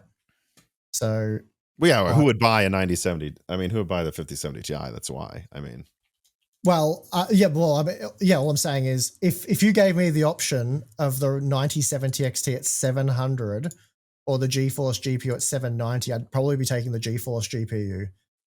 It's a $90 price premium. That's interesting because I would have agreed last generation, but I mean, NVIDIA GPUs are not stable anymore in my testing. They have real stability problems, and it's a big deal. I can't change I've said this to my people in my Discord, just so you NVIDIA people know, when you plug in an HDMI port with an AMD card, it works. There's not the black screen flashing every time I change resolutions in Call of Duty. So I'd make the argument that I think another reason AMD's selling was, I don't think that's true really anymore. I think NVIDIA's cards are afterthoughts. They don't support them with good software. It's all about AI. And if you buy NVIDIA at this point, you're gambling if they even care to really make their drivers work anymore. And it's weird because they have the money to do it. They clearly just don't have their eye on the ball. Yeah. That's a reasonable argument for sure. It is hard to argue with that. I wouldn't have made this argument last gen either. I definitely wouldn't have. Well, it's a 12% premium for Nvidia in the US, but here in Australia, you have to pay 33% more to get a 5070 Ti, which is so here Weird. in Australia, I would absolutely like the 9070 XT is a no-brainer. They're both heavily in stock at those lowest prices. You're looking at basically 1,100 Australian dollars for a 9070 XT, whereas it's $1,500 for a 5070 Ti. So I just wouldn't recommend it here. I think in the US, you could certainly argue that the 13% premiums are worth it for DLSS and stuff and superior ray tracing performance and whatnot. But yeah, look, the drivers haven't been amazing to say the least. And there is a lot of like, I use a RADEON GPU in my main daily driver PC because I have 3 32-inch monitors. And right. Yeah.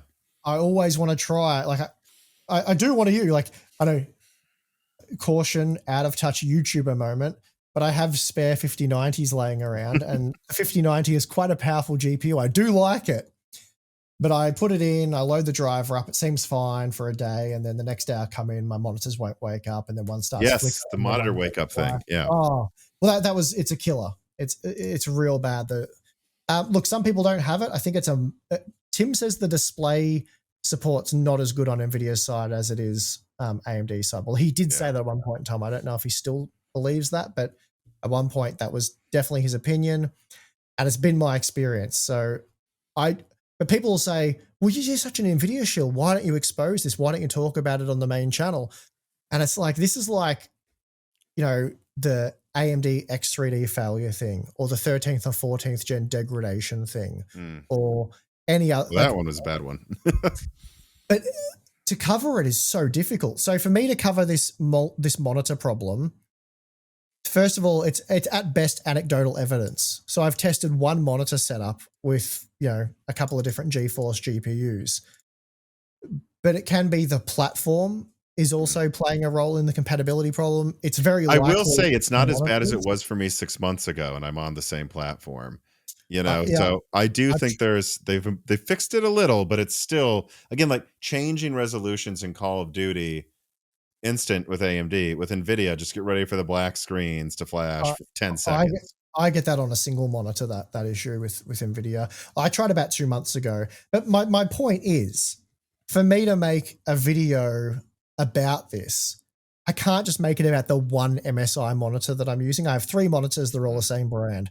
I'd have to test other brands, other monitors, different. There's the amount of testing, and we don't have the hardware. Like, I don't have triple monitors of 30 different configurations. So it's just, I'll be honest, it's a too hard basket thing. Like, for me to try and work that out, it's not what I personally specialize in. But again, it's the same thing with, and honestly, that would be one of the easiest things to work out, because at least it happens in a relatively short period of time. Having said that, I installed a 5090 2 months ago. It worked for like 2 days. It worked for 2 days without a problem. And then I come in the third day, computer wouldn't wake up at all. I've seen that too. It works fine at first. So that's a nightmare. But the thing with like the X3D CPUs, what am I going to do? Am I going to go build 12 ASRock systems and get 12 CPUs and have them run Fermark or whatever it is? I can already see the comments. You can afford all these spare 5090s, so surely you can afford. I'm just running these 12 computers day and night at 100% load for 6 months until they fail. And then if, it's so hard, like this failure testing stuff, and this spills into the whole overclocking, and it's why I've shied away from doing overclocking stuff for GPU reviews and stuff, because it's a sample size of 1, and then I'm the one that has to validate, is this overclock actually stable? Will you be able to achieve this with your CPU or GPU or whatever it is? And it becomes really messy. I just put it on Intel. Intel are the ones selling you the part, or AMD or Nvidia. It's on them to validate that the part works out of the box. But anyway, that's a whole other thing to get into. Well, if you want to do proper AMD bashing, Oof, oof, oof, ooh, writes in and says, "Hi, Tom and Steve. With AMD having switched up their naming scheme on their current gen GPUs, we've seen them go from the 580 to the 5700 XT and now to the 9070 XT. Each time they do this, they seem to use this as a way to obfuscate an increase in pricing, trying to avoid being compared to the previous gen in value. With them looking to compete in the high end with Nvidia again, what kind of new marketing term do you think they might come up with? Personally, I like to see the Fury make a comeback, especially if Nvidia feels threatened and then they have to release a Titan again." So I did a whole section of a recent video about this. I put out a poll on this. What is AMD going to do with their naming? And I am convinced the way to do it is to go back to 1000, or God help us if they just jump back down to 7000 so it's bigger than 6000. But I think when I say that out loud, I kind of think that's what they're going to do, even though I don't want them to. But I think the only way to do this, and this is informed by hearing from retailers that they love 9070, the naming, because it makes it easy to compare to Nvidia. They can go, oh, 70 competes with 5070. So I feel like they would want to keep the 070 80 90 thing. And my argument is that they go, the argument I made was PTX, but I've changed my mind now. My argument is now that they should call it the RPX, because it sounds just like RTX, and P will stand for path tracing. And they can say, well, NVIDIA's over here doing ray tracing. Well, our cards do path tracing. And then that's a way to reset to 1060, 1080, 1090. What do you think they should do with naming, though? What do you think they should do, and what do you think they will do? Well, I don't think they're doing it to necessarily use it as some sort of disguise or mask to raise prices. Like I said, I think historically they've just copied Nvidia, and I think that's really what they've been trying to do. They've been trying to make Radeon more appealing, like less alien and more like it sounds like it's a GeForce card. So I think they're trying to mimic and piggyback on to the Nvidia success and marketing and mindshare and all that with that naming, rather than just do their own thing. I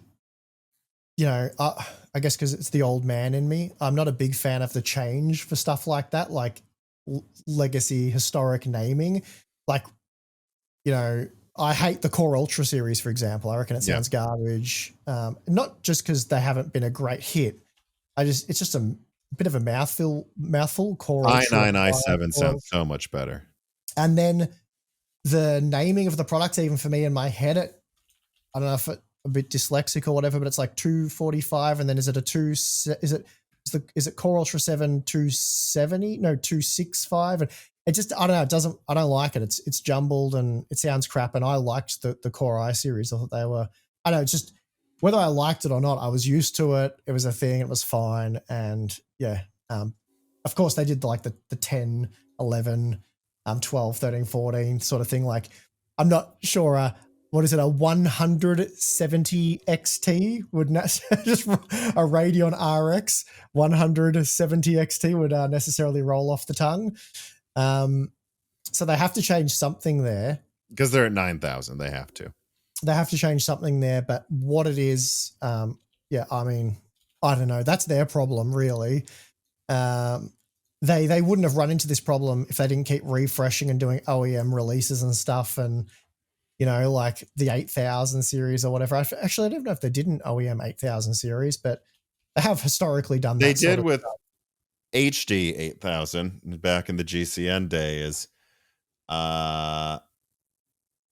8000 is Strix Halo. That makes some sense to me because it's 3.5. So that's what they've used for. So it's like, okay, whatever.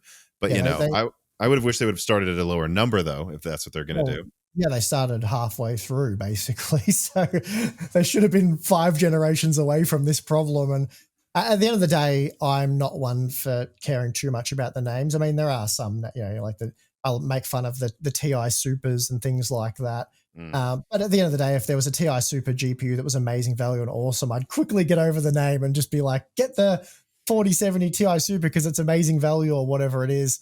So I think they need to worry less about the name and copying NVIDIA and just make a genuinely good product, because if the 9060 XT was called just about anything, if it was, the best value sort of mid-range entry-level GPU, people would buy it anyway.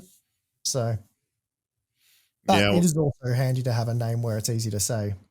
I will say that too, as much as it's silly being able to say RX 9070 XT, it is so apples to apples to compare them now. I just hope again. So I'm pretty gung ho on that. They should call it a path tracing name so they can troll Nvidia that way and call it the path tracing. And then you'll have the 6060 people going on Reddit. Well, AMD's are called path tracing. Can my card do path tracing? Just like they get confused about PCIe if their card can use an older or a newer one. I think RPX. I think RPX 1000. That's what I think they should do. And was it Fury that was the example of? See, the problem I have with when they add something to the end of Radeon, like Radeon Fury, Radeon Nano. The Nano was pretty cool, but still there. And then the Radeon 7 and Vega, Radeon Vega. In my opinion, all of those products suck. Like, I can't think of a Radeon product off the top of my head that had a Radeon something that was iconic and awesome. Right. So going back to that naming, or that sort of naming, that hasn't worked. the Radeon R9 Fury was never really great when it was launched, and then it aged like crap because the HBM memory limited it to 4 gigabytes. Yeah. So that aged out very poorly, very expensive crap GPU. The Nano was neat, but ultimately, like, who cares? I know people absolutely fanboyed over Vega and loved it. I probably shouldn't say that because it wasn't, but I was not a big Vega fan, if you can't tell. Well, that's because AMD hasn't released the secret tiled rasterization update. Once that happens, I don't know if you remember that rumor. Yeah. That one was funny. I did not like Vega at all. Used lots of power, under-delivered, and it was going up against Pascal, which was amazing. One of the best GeForce generations ever, if not the best ever.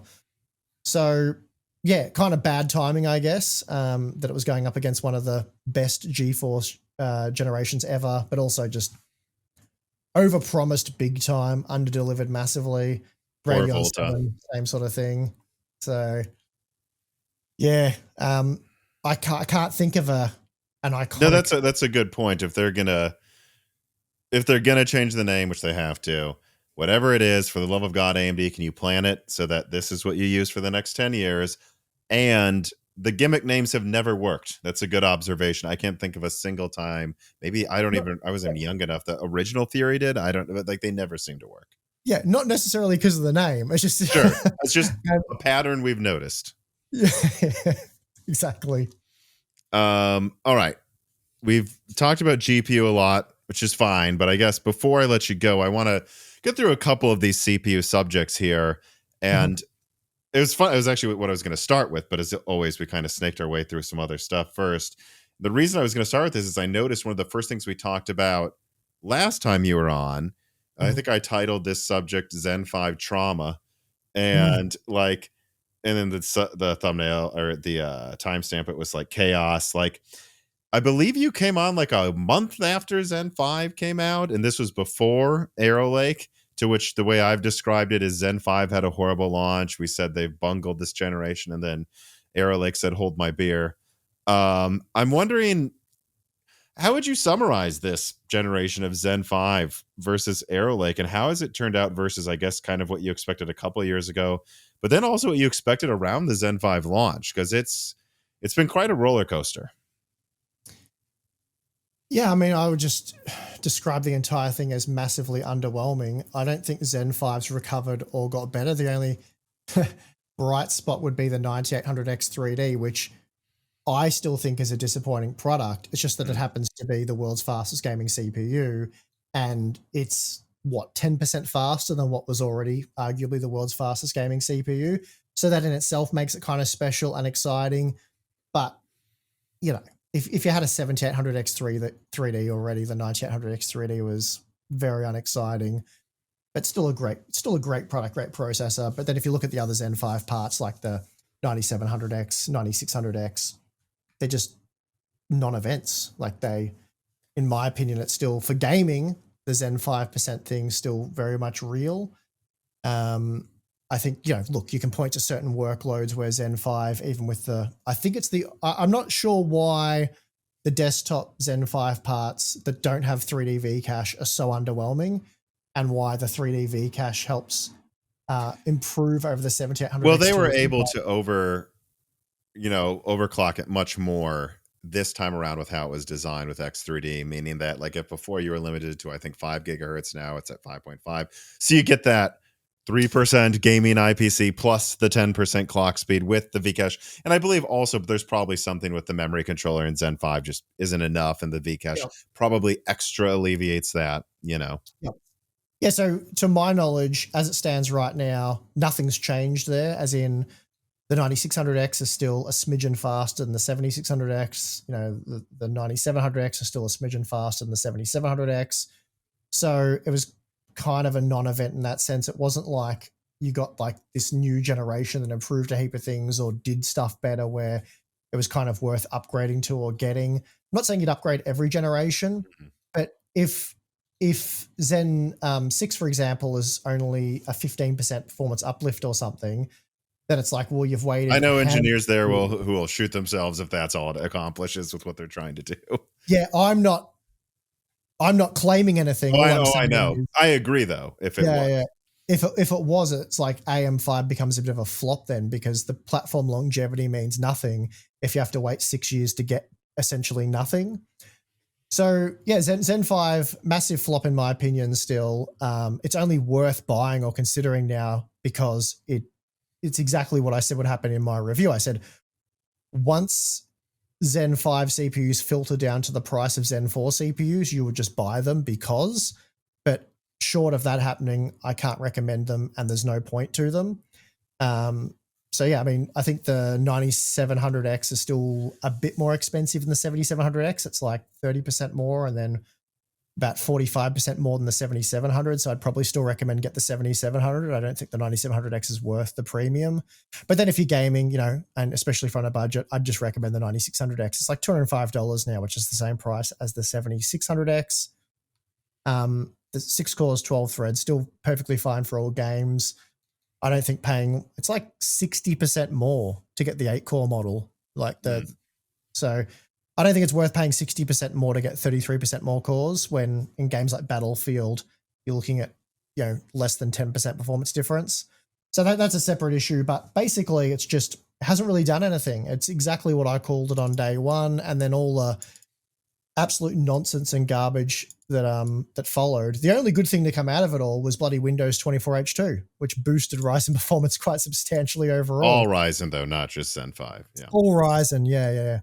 Yep. So, yep, that's that situation. Then, Arrow Lake, Arrow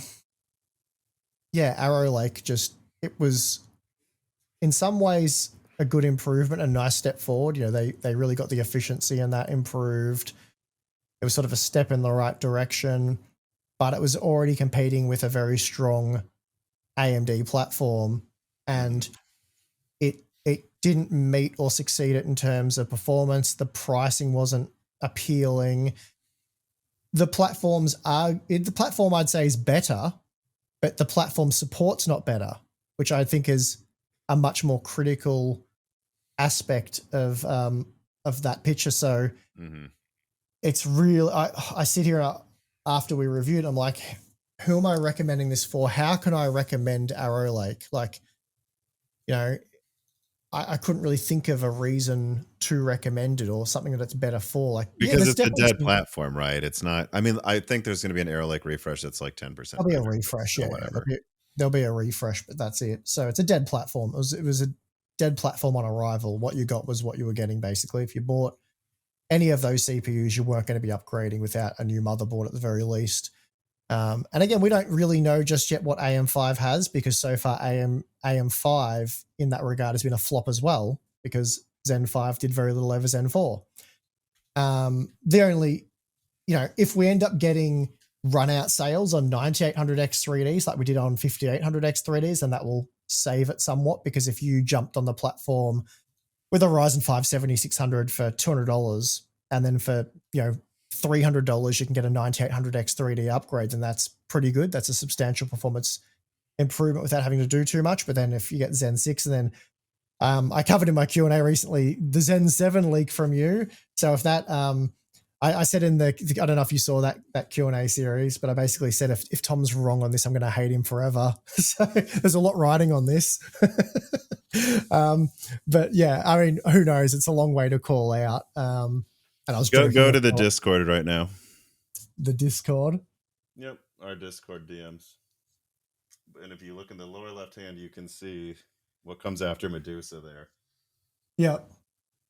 It is on AM5. Well, I'm not gonna confirm nor deny. Yeah. So I'm just gonna credit you if you're right. No, I know. I'm just saying, like, one of my contributors told me I should probably share a document with you beforehand, because there's a lot of consternation about if AM5 will support. And I think if it was just Zen 6, that'd be enough. I mean, from what I hear, Zen 6 is trying to make up for the lost ground Zen 5 didn't cover.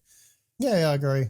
But I think Zen 7 coming to AM5, which at least as of now, that's the plan. I think that. Wouldn't you agree if this pans out well? I mean, that means we're going to like from 4 to 5, from 5 to 6, from 5 to 7. I mean, you're looking at probably a bigger uplift from 16 to 32 Zen 7 cores than we got from Zen 1 to Zen 3. Yeah, it'd be amazing. I mean, obviously you've got to get, the price or more the performance there.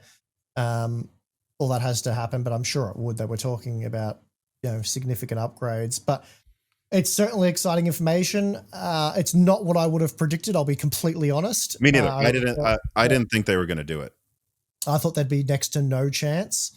So if it does happen, yeah, I'll be very surprised, very pleased. And yeah, it certainly gives AM5 a chance to be even more impressive than AM4. And that really could make life difficult for Intel. I've heard, the next generation Intel platform, probably one of your leaks as well, will have 4. And that's what I wanted to talk about too, is I think there's a chance. I think there's several reasons AMD will put Zen 7 on AM5. But I think a lot of it might be that they realize if they launch Zen 6, even if it crushes Nova Lake, if Nova Lake's comparable in performance, then that means people will look at Nova Lake and go, it kind of like they did with Zen 4 versus Raptor Lake, which at least at first Raptor Lake seemed a little faster. And they'll go, well, yeah, but I can upgrade to what it's like Nova Lake and then Razor Lake and Titan Lake and Hammer Lake. And on AMD, I'm stuck. AMD putting in the effort to make Zen 7 work removes the longevity argument. And also on top of that, maybe they're learning from their mistakes. I mean, ultimately, Zen 4 launched when DDR5 was still really expensive. And I wonder if they realize that if they push out Zen 7, I guess next to Razor Lake, even if it's better, and they're like, hey, buy these $500 DDR6 memory kits, how much difference in performance is that really going to make, especially if they can just throw Vcache on it and remove the problem? Probably. Historically, for the first generation, it makes very little difference, to answer your question. New memory support, like when we were testing DDR4 versus DDR5 on 12th gen Intel parts, there were quite a few instances, if I recall correctly, where DDR4 was faster than DDR5 purely because latency was much better. Took quite a while for DDR5 modules to come down from like the CL50, CL40 range down to, CL30, for example. And then, the pricing as well took a long time. Basically, pricing of DDR5 got a lot better leading up to the release of AM5. Like, it was horrific prior to that. And then it continued to get better after that, but it was still pretty high, especially relative to DDR4. And the big problem was there wasn't too many examples you could point to where DDR5 was much faster. These days, DDR5 is significantly faster than DDR4 for gaming, even on like a Core i5. What's a popular one, like a 12400F, 12400? You're looking at like 20-30% before. I think last year I tested it and it was DDR5 was 20% faster on average for gaming. I've recently done some updated testing for some content I might put out in a few weeks. You're looking at over 30%. Like, I think Marvel Rivals, I saw a 33% performance uplift. This is comparing DDR4 3600 CL14 to DDR5 6000 CL30, both just loading XMP. Yeah, like 33% uplift in Marvel Rivals, 33% uplift in Cyberpunk with ray tracing enabled. The 1% lows went from 51 FPS to 71 FPS. It's like almost 40% increase for the 12400F. So you're going from, Spider-Man 2, I went from 51 FPS on average to 68 FPS on average with ray tracing enabled, the ultimate ray tracing option. So, that's a huge increase in performance just from going from what is good quality DDR4 to DDR5, which is like, it's $80 now to buy that DDR5 kit and 32 gigabyte capacity. So yeah, you really want DDR5 these days. But how many years has DDR5 been out for now? I think 3 years ago, I made a video warning that if you're building a new system, you really should be looking at getting DDR5. Yeah, I remember. And, I think that's aged pretty well now, given the results of what you're seeing with even like a 12400F. It's with no tuning, nothing, just out of the box. The CL14 3600 stuff was pretty expensive, whereas the DDR5 6000 CL30 stuff's pretty cheap. And I'm seeing like 30% performance increase. That's massive. Of course, there are games where the performance is much less than that. But what I'm saying is like Mafia, the old country, there was a 35% increase in 1% lows there, 30% increase to the average. The 1% lows went from 37 FPS, again, this is for the 12400F, to 50. So that's a significant, very noticeable performance uplift just from changing out the system memory. Yeah, I mean, I don't know. It's just a pattern we've seen. AMD makes a new IO die, which Zen 6 has a new one, finally. And then they tend to reuse it. I think, again, I think what AMD is deciding, probably all the things we've said, like longevity, and it makes sense. And like by the time DDR6 is out, or by the time Zen 7 is out, DDR6 will still be ridiculously priced. Mm-hmm. I think that they know that if what they find out is that there is a big difference in performance, they've always been able to do this. They can make most of the lineup have Vcache if they really want to, and that removes the issue. On top of that, I think it's worth pointing out that like it's probably, well, I don't know, maybe not. We'll see. You're kind of you'd probably push against what I'm about to say here, but I would think that you would still have enough bandwidth though for like the 16 cores and lower anyways, and it's really only the top ones that would suffer. Now your i5 testing suggests it might not be that simple. I don't know though. Yeah, I don't know. Of course, these are different architectures, so who knows? Impossible to say. I mean, if Intel was competing very closely with AMD by using DDR4 and it was much more cost effective, let's say, then, at the end of the day, it's like what we're talking about was with the bus width of GPUs or the die size. At the end of the day, it comes down to price to performance. Like, is the product really competitive? And this is what we're going to see with the next generation GPUs if they use slower, cheaper memory, but they have more of it. So there's so much to consider here. But to my point more was when DDR5 first came onto the scene, there were many instances where DDR4 was faster for gaming. So people are like, why am I paying stupid money for this DDR5 memory when DDR4 is easily as fast, if not faster? But then you get a few years down the track, like 4 years, and now DDR4 on those same CPUs are so slow because games require more memory bandwidth than they did back then. Well, again, we won't know if that's the case with Zen 7 because again, it's a completely different architecture. But even then, you could argue the good business decision, and maybe one gamers would agree with is, look, in 3 years, coulda, shoulda, woulda, this had DDR6 and it was a new platform. It would have aged 10% better, 20% better, but it would have also cost more back in the day and required a new socket. And we're just guessing you'd rather have that, 30% boost now without having to get a new motherboard. And long term, well, happy to sell you Zen 8 if you'd like to get a DDR6 platform. Yeah, absolutely. No, I think that's the way to go. As far as like Intel countering it, they can absolutely do that. So, to be clear, AMD hasn't announced anything. So they haven't come out and said, oh, yeah, look, invest in AM5 because Zen 6 is going to come onto this platform. That we don't even like. And you think they should? You think they should just come out and say, guys, for sure? at Computex, Tim and I did a lot of asking around. We didn't find anybody who didn't tell us, yeah, it's definitely on AM5. Like, we didn't find anyone who said anything else apart from Zen 6 is definitely on AM5. Mm-hmm. So I do think the Zen 7 decision was recent, to be clear. I think this was a recent decision. But to my point, if all the partners are saying, they're testing it, it's already on. And again, this is just people saying, I'm not confirming nor denying anything. I'm just telling you guys what I've heard. If they're confident Zen 6 is definitely on AM5, then it would be in AMD's best interest to make that known. Again, they probably don't feel threatened by Arrow Lakes. They're like, there's no point. Let's not commit to things that may backfire or shoot ourselves in the foot. So fair enough.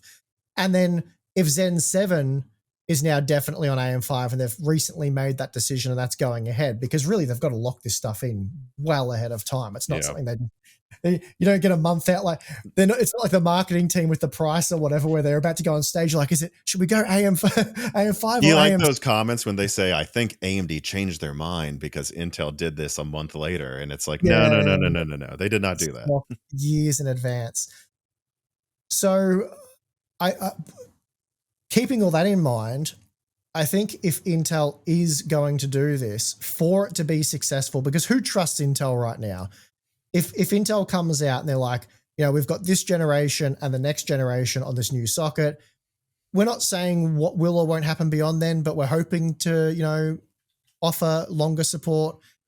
Everyone's like, yeah, okay, well, you've never done that before and we don't trust that you're going to do that. So, your word's worth nothing. Initially they wanted to. It was going to be Meteor Lake, Arrow Lake, Panther Lake on death, and that just all fell apart. What I'm getting at is if they've committed to this 4-year generation thing and it's definitely happening, it's definitely something they're going to see through, then for that to have any bearing, to have any, they have to come out straight away and say, we're guaranteeing this is the thing that's happening. You're going to get 4 generations. They're not refreshes. You're getting 4 architectural improvements on this platform. That's a real kick in the, what for AMD, because if you're someone who's sitting here and you're got an old AM4, for example, or something like that, or an older Intel system, and you're like, well, I'm done here. I need a new motherboard. I need DDR5 memory. Do I go with Intel or AMD? And you look at the benchmarks.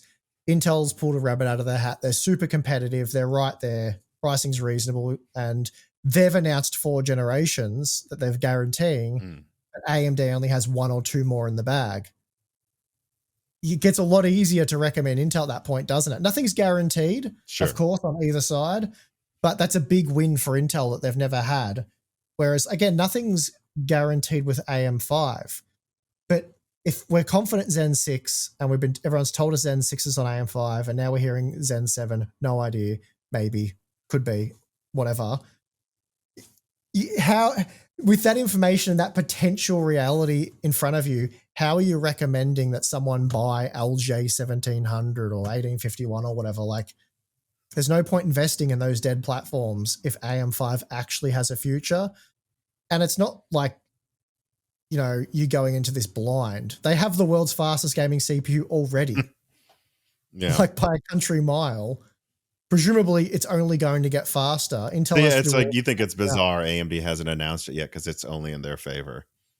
Like, now that they're ahead, and they could say there's no point in getting Intel. Well, if Zen 6 is coming on AM5, presumably it's going to be at least 10% faster, and people got excited about the 9800X 3D. So there's a 100, same problem as they have with the Radeon GPUs, but there's some new next generation X3D CPU coming that's going to be faster again. Yeah, hopefully they call it the 10950X 3D, but God knows they might go AI 490X or who knows. Yeah. So anyway, I think the platform longevity thing is a serious selling point, serious consideration, especially with, everyone's complaining about motherboard prices getting more and more expensive. It's kind of awesome being able to buy a motherboard and then keep it for 6 years, because who needs new USB ports or whatever? Like, that's the other thing with motherboards. Like, as long as you've got PCI Express 3.0 for your M.2 and your primary slot, put a 5090 in there. Yeah. And you're getting the same performance, basically. you're losing such an insignificant amount of performance. And at 4K, you're probably losing 0% performance. It'll only be really that high CPU throughput stuff where you lose a small amount by going to PCIe 3.0. So yeah, if you buy a motherboard today with PCIe 4.0, 5.0 for the primary Especially PCIe 5, I mean. slot, yeah, I don't think they're bringing 6 anytime soon, personally. Doesn't matter. Honestly, that thing will be good to go for the next half decade, probably decade. Let's be real. So the motherboards age really well. And, you know, you can usually add in additional, you know, USB. If you need USB 4 to add that to an old board for something you're doing, then you can do it. You know, 10 gigabit LAN, you can add that in. So they're pretty flexible in what they can do. This piece of content is brought to you by the fans that support the independent journalism of Moore's Law is Dead on Patreon. And it does need supporting, from personal attacks from tech elites that get mad when we tell you that they are lying to gamers and their own shareholders, to legal attacks from mega corporations that cost the team time and money. This is expensive and often very stressful work. And it's work that doesn't depend on access journalism, nor depend on NDAs or agreements that would sanitize our opinions and hold us back. No, nothing holds us back, and we are independently funded, and we use said funding to do things like pay professional renderers to show you products before they come out so that the sources that provided us the original pictures don't get in trouble. Or we also create bonus content like Die Shrinks, where you have videos and interviews coming out multiple times a month exclusively to reward our patrons with the extra content that we know they would like to see, whether it's inside scoops or more in-depth conversation and stuff that we just know wouldn't profit if we put it out publicly, but it doesn't need to profit for our fans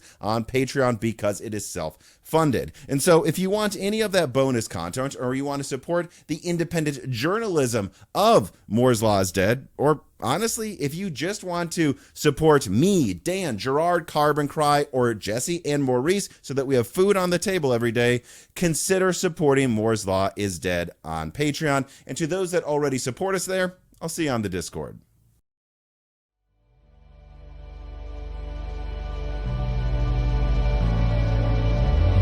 Chris Rich writes in, he says, let's say for the sake of our example that Intel's upcoming Nova Lake CPU is as fast as the fastest Zen 6 desktop in gaming.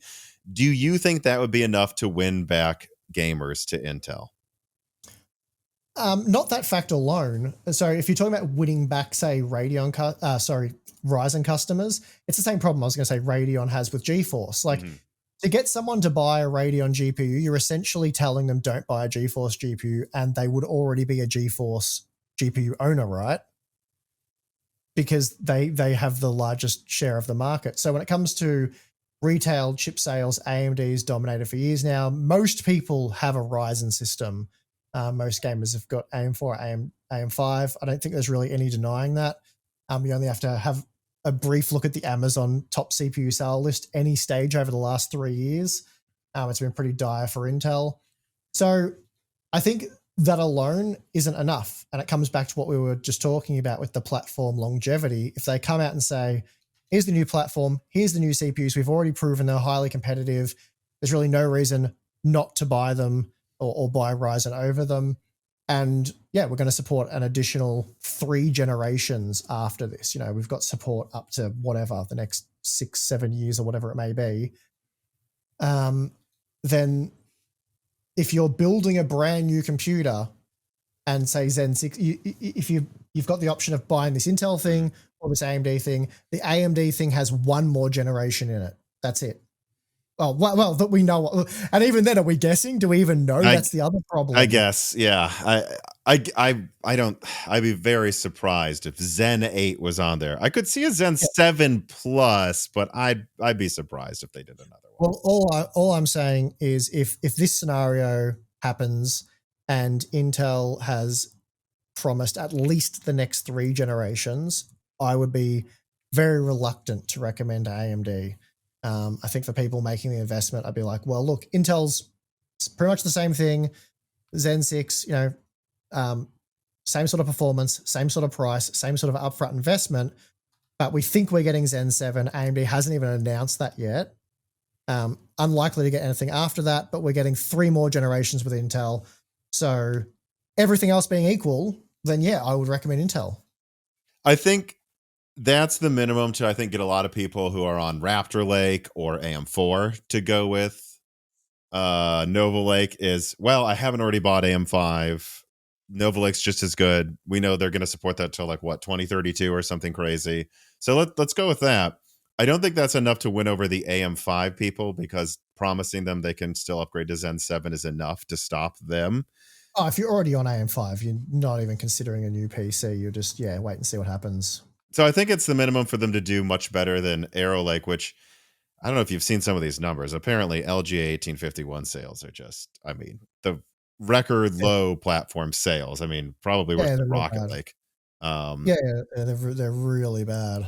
But I would say Nova Lake could be the start if but that's where it becomes this. I think we feel like we've had conversations like this before, where it's like it's quite a mountain. Once you've dug the hole, it's much harder to get out than Mhm. to dig the hole deeper. Like, you're going to have to be better than AMD, promise support, and that's just to win over people who aren't an AM5 yet. There's not really anything you can do to win over the AM5 people. You're then going to need to have Razor Lake and Titan Lake also be honest. I mean, awesome. And being awesome several gens in a row, win everyone over that Intel's worth paying attention to again. I do think that's how deep the hole is by now. Well, yeah, I mean, it's not it shouldn't be a mystery to anyone, least of all Intel. And we just saw it happen. Ryzen, especially first gen Ryzen, wasn't compelling at all, really. Like it it was a sort of buggy new thing, but it had potential. I think in my review, I basically said, there's potential here, but it's not blowing my socks off. And then AMD were like, well, how would you like them for almost free? Like the CPU prices got so cheap, the motherboards were cheap. And then before you know it, you're looking at like a 2700X for next to nothing, 8-core CPU, It's like really half the price of the 9900K. half the price, stronger productivity performance. The gaming performance was, you know, in overall, I think it might have been a 10% margin or something like that, if I recall correctly. I'm sure there was bigger outliers there, but I think overall you're probably looking at something like that. It might have even been a bit closer, to be honest. Um, and yeah, I mean, these days, if AMD is not 30% ahead, then apparently that's not a win, according to some of the Intel fans. So yeah, I mean, my point is, it's been done before and not that long ago. AMD came from nowhere with a product that on paper wasn't super competitive.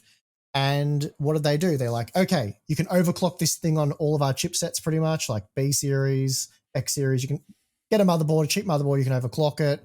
Memory overclocking is not locked down. They're dirt cheap. We've slashed prices. They don't consume 300 watts. Yeah, they're relatively efficient. Oh, they were really quite efficient, and yeah, they just made it appealing. Like it was in my top 5 best CPU videos. It was really a point where it was hard to recommend Intel, even though Intel was superior. Like it was like we'd go best value entry level. It was like a Ryzen 3. Best value mid range Ryzen 5. Best value sort of all rounder productivity gaming. It was a Ryzen 7, and then it was like best of the best, no compromise. It was like a Core i9 or i7. So, that's what they've got to do. Get to the point where they dominate everything. And that's how they would do it. Oh, and sorry, there was the big one, platform longevity. Like Right. they were saying they were going to support AM4. They were, you're going to get multiple generations. So you'll be able to upgrade to another Ryzen processor in the future. And, it's funny seeing how that all played out and people are still in denial about it. Like, it wasn't a thing. Like people didn't really upgrade, or it wasn't that beneficial, or it's like, I don't know what you are smoking, but the AM5, the AM4 CPU sales were insane. Especially, and this is funny, after AM5 launched. Mhm. It's because that is when everyone was like, oh, well, this is the last one. So now I know I don't need to wait any longer. Record 5800X 3D sales. It took a while for that to pay off, but it undoubtedly paid off. Look, LGA 1851 sales, especially with rumors that it's a dead platform, are nowhere. And it's because people know you won't be able, and it goes hand in hand with Intel also usually not having longevity. I think it took a decade to get there, or almost a decade, but it's now to the point where people assume AMD has longevity. They assume Intel doesn't. And it's clearly hurt Intel a lot.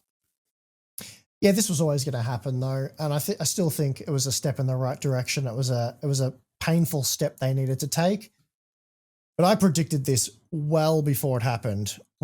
Back sort of the Skylake thing, I said they've got these low latency cores. They clock really high. They're awesome for gaming. The problem is they're going to get to a point in time where they can't just keep clocking the same architecture higher and higher.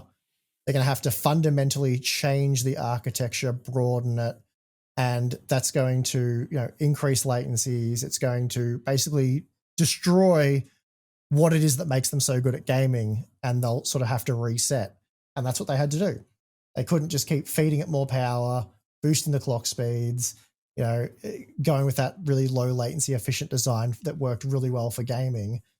And they had to add things like E-cores to combat or try and solve the core issue. No pun intended.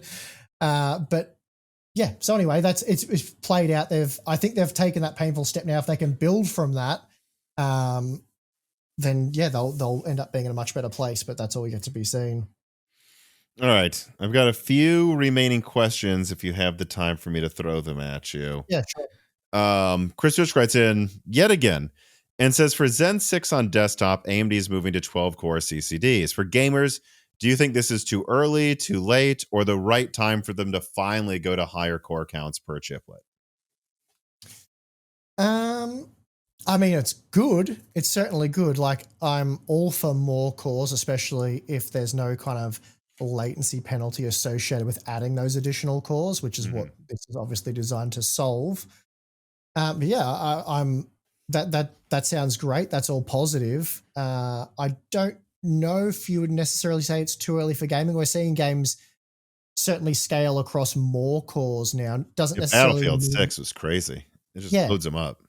Yep. Doesn't mean they need more cores, but if you can better utilize the CPU, you're less likely to run into periods of poor performance, stuttering, or things like that, and background tasks and stuff are less likely to cause problems, though there are a lot of misconceptions there with how background tasks work and fighting for the resources and stuff like that. So yeah, it's a difficult one to comment on without knowing the price and the performance as to how beneficial it is.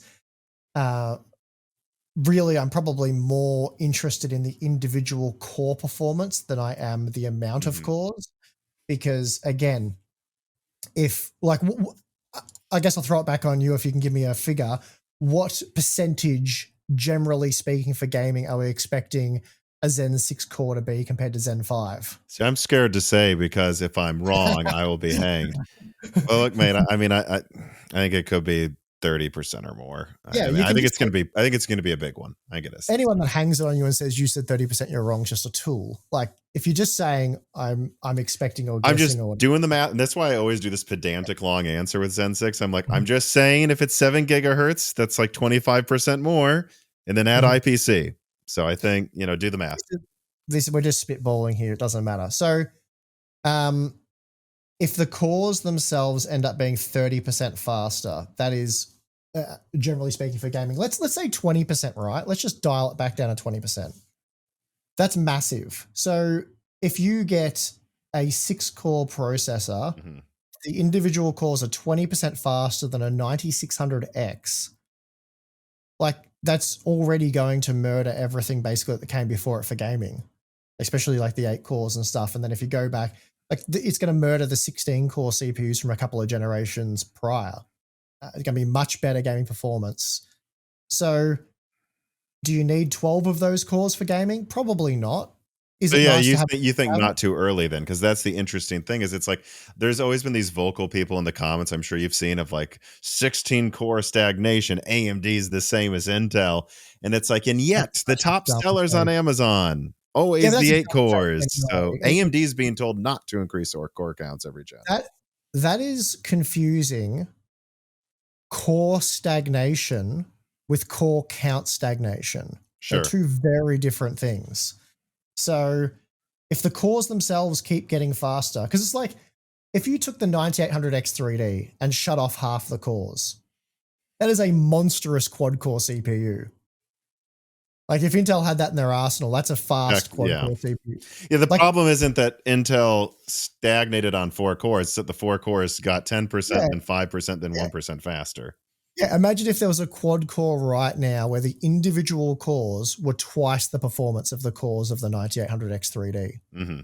It stands to reason that performance, like that's where people get, we had these arguments back in the day non-stop about, would the 2700X end up being faster than the 8700K and things like that? And people were like, well, there's the scheduling and all those kinds of issues. And, I said a faster quad core would be better now and age as well or better than an 8 core. And people really push back against that. But I think it's been proven now with what we've seen with, the cores getting faster and faster over time, that actually is true. Like the less you actually have to split up the workload, the better.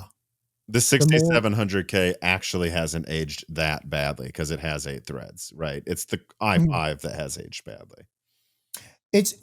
And the i5 has only aged badly.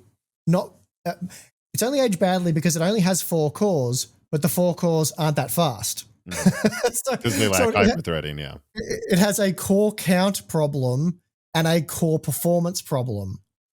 So, and generally speaking, there's no point making quad cores anymore because of the way that they've gone with the chiplet design and stuff like that. So quad cores are effectively dead. They're not viable. They don't make sense.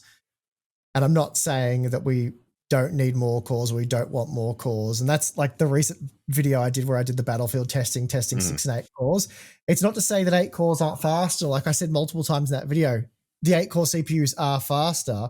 It's just the degree to which they're faster might surprise you that it's not that significant. Like I said right now, if someone came to me and they're like, look, do I get a 9600X or do I get a 9700X? I want a game. I want to use this thing for the next 4 years. Which one's going to work better and which one's going to be good? I'm going to say, well, look, you're paying almost $130 more for the 9700X. The 9600X is only $200. You're paying just over 60% more for 33% more cores. You do the math. I would advocate for saving the $130-ish now. Get the 6 core because the 9600X is going to tear through every game, even with a 5090 at 1080p without a problem. And then you can upgrade to a Zen 6 CPU, put the $130 aside now, or, just don't spend it, whatever. And that can go towards your next $300 CPU that's going to probably slaughter both of these things. If you've got the money, though, if you want to spend the extra 60% to get 33% more cores, I'm not saying you're dumb for doing it or don't do it. It's still a better product. It has more cores and they can be used. And even in Battlefield, we saw it was like 5-10% faster. So it's not doing nothing for you. It's not like having 64 gigabytes of VRAM right now where most of it just does nothing, at least for gaming. So anyway, that's the core thing. It's a confusing subject, but it was more to say if you're on a tight budget and you don't have hundreds of dollars to spend, if you're buying a modern 6-core CPU, they actually work amazingly well and will continue to work amazingly well for a long time because we had to go back all the way to Zen Plus. And even then it wasn't a 30% improvement. I think it was 20%. And I was surprised by how well the Ryzen 5 2600 ran Battlefield 6. Like, there was no stutters or anything. It was much lower frame rate. Like if you were a high refresh gamer, you wouldn't be impressed, but it actually worked. Like that was the amazing thing. If we had have gone back to what was could it do 100 hertz easily, or is it just 60 or something? I'd have to check the video again. I can't remember the actual frame rate. It was very playable. It wasn't like amazing. The 2700X was certainly better. I don't even know if I wrote the actual frame rates here, but you can go check that video out. The point was it was actually playable. Okay, here is the 2600X dropped below 50 FPS at times. So it was probably around 60. So not great, admittedly, but if you went back to when was that CPU released? 2018 or something? 2600. Oh, yeah. 2018. Yeah, maybe 2018. if we went back to 2018 and I had said to you, this CPU will still technically be able to play Battlefield 6 in 2025 with no frame stutters, what would you have said? Yeah. You would have been like, oh yeah, sure. Good luck with that. Like we're 7 years on from the release of that 6-core CPU. But it's more to the point that CPU struggled to do 60 FPS, whereas a modern 6-core CPU was doing like 200 FPS under the same conditions. That's why I was saying cores ain't cores. Like, don't think a game needs a certain amount of cores. It's about the overall CPU performance. So, it this sounds like this is the right time then for 12, because again, maybe it's just because I tend to talk about future products, so maybe there's more people who want future specs in my comment section. But they're always saying like that there's 16 core stagnation and whatever, but ultimately it's funny. You seem to think, as long as the cores are faster, 16's okay. And in fact, I just had Leo on from Kit Guru, and he told me he doesn't think we should go above 16 cores. He was like going against the idea. So I tend to think that going to 24 cores when they're going to it, would it have been more flashy if they did that sooner? Yes. But we're right about now, and Battlefield 6 is kind of a perfect example of actually using a bunch of cores. Like right about now is when we'll notice. Yeah, I don't really have an opinion one way or the other on this. So my opinion is, yeah, I want more cores. Like if you can give me more cores without some sort of cross latency penalty between, CCXs or CCDs or whatever it may be, whatever the architecture has. So all cores being equal, which is what this 12-core CCD should offer, then I want that, and I want it to be affordable. I want people to have it. But it's two different things we're talking about here. Like I'm talking about what's available now in the market. It's kind of like the 8GB GPUs where I said, I don't want 8GB GPUs. But given the reality of the situation, if you can get 9060 XT performance for like $250, then that's a great buy in the current market. Get that.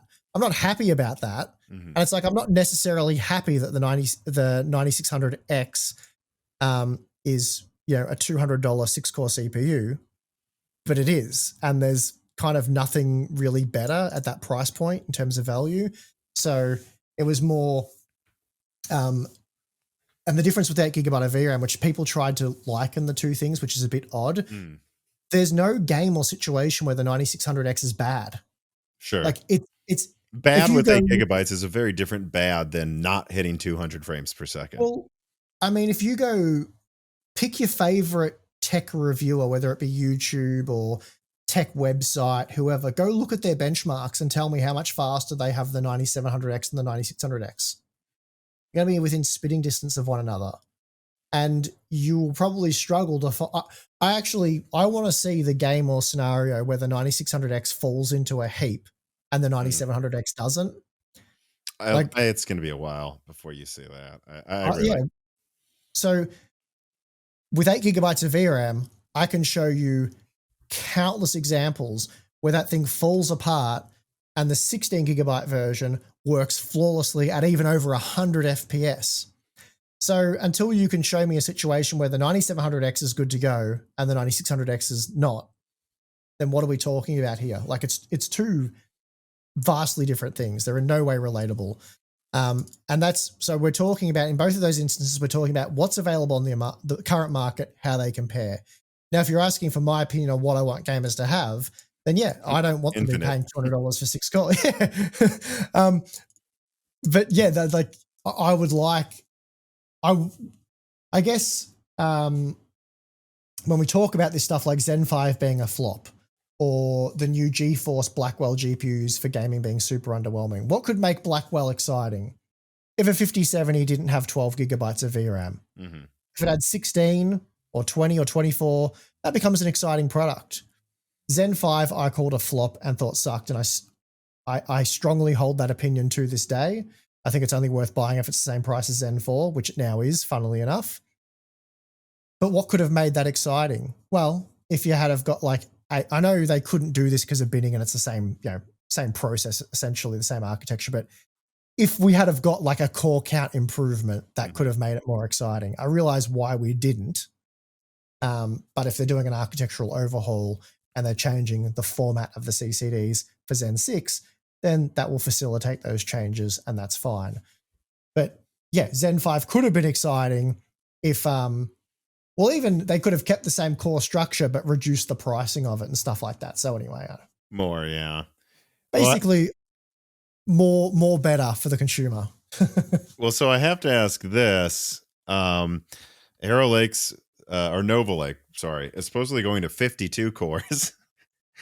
At what point are you like, is there a number where your eyes kind of start glazing over and you're like, okay, why not 1,000 cores? I don't know if that will really matter to me much. I mean, you use it for a professional YouTube channel though, so you probably want the more cores. Yeah, for sure. But like, as I've said, cores ain't cores. So is this a bunch of E cores with a couple of big cores? Like, what is it? It's 2 tiles. On each tile is 8 P cores and 16. Is it 16 E cores? 8, 20, 16. Yeah, and then there's an IO die with like 4 low power E cores. Yeah. So I don't know how much we even count that. You could almost just say it's 48 cores. So what I'm saying is there's a latency penalty to go from one of the tiles to the other, and that means there's only 8 P cores on one of them. However, I will say, and we'll have to see how this pans out. We don't know. The way it goes is there's islands of 2 P cores, and then an island of 4 E cores, and an island of 2 P cores, and it goes like that in a ring bus, meaning that there might be some sharing of resources to a degree, but at least the E cores are referencing the same massive pool of it's kind of like, it's like a new form of hyperthreading almost. So it's like, way, but maybe the E cores won't suck as much in gaming because they're sharing the same L3. Having said that, the P cores have to share connections now. If you're keeping track, that's still just 8 connections to the ring bus, meaning there's probably some limitation there with Intel and 8 connections. But that's what we're looking at. So we'll see how that turns out. But that means that that's 24 cores, and then the other 24 are not going to help the gaming, because of the latency penalty. Yeah, that would be my assumption. But look, no idea how any of that's going to work at the end of the day. That kind of stuff I could only comment once I've tested it. But as I said, cores ain't cores. So if the cores themselves, like if the P cores are blistering fast, then it's not going to matter because you're only going to need 6 of them to game. Like, just this is how it is. Like, again, you could get away with if those P cores ended up being 3 times faster than the cores we see on the 9800X 3D, then 3 of them for gaming, fine. The rest can run background tasks in Windows. So run Microsoft Teams.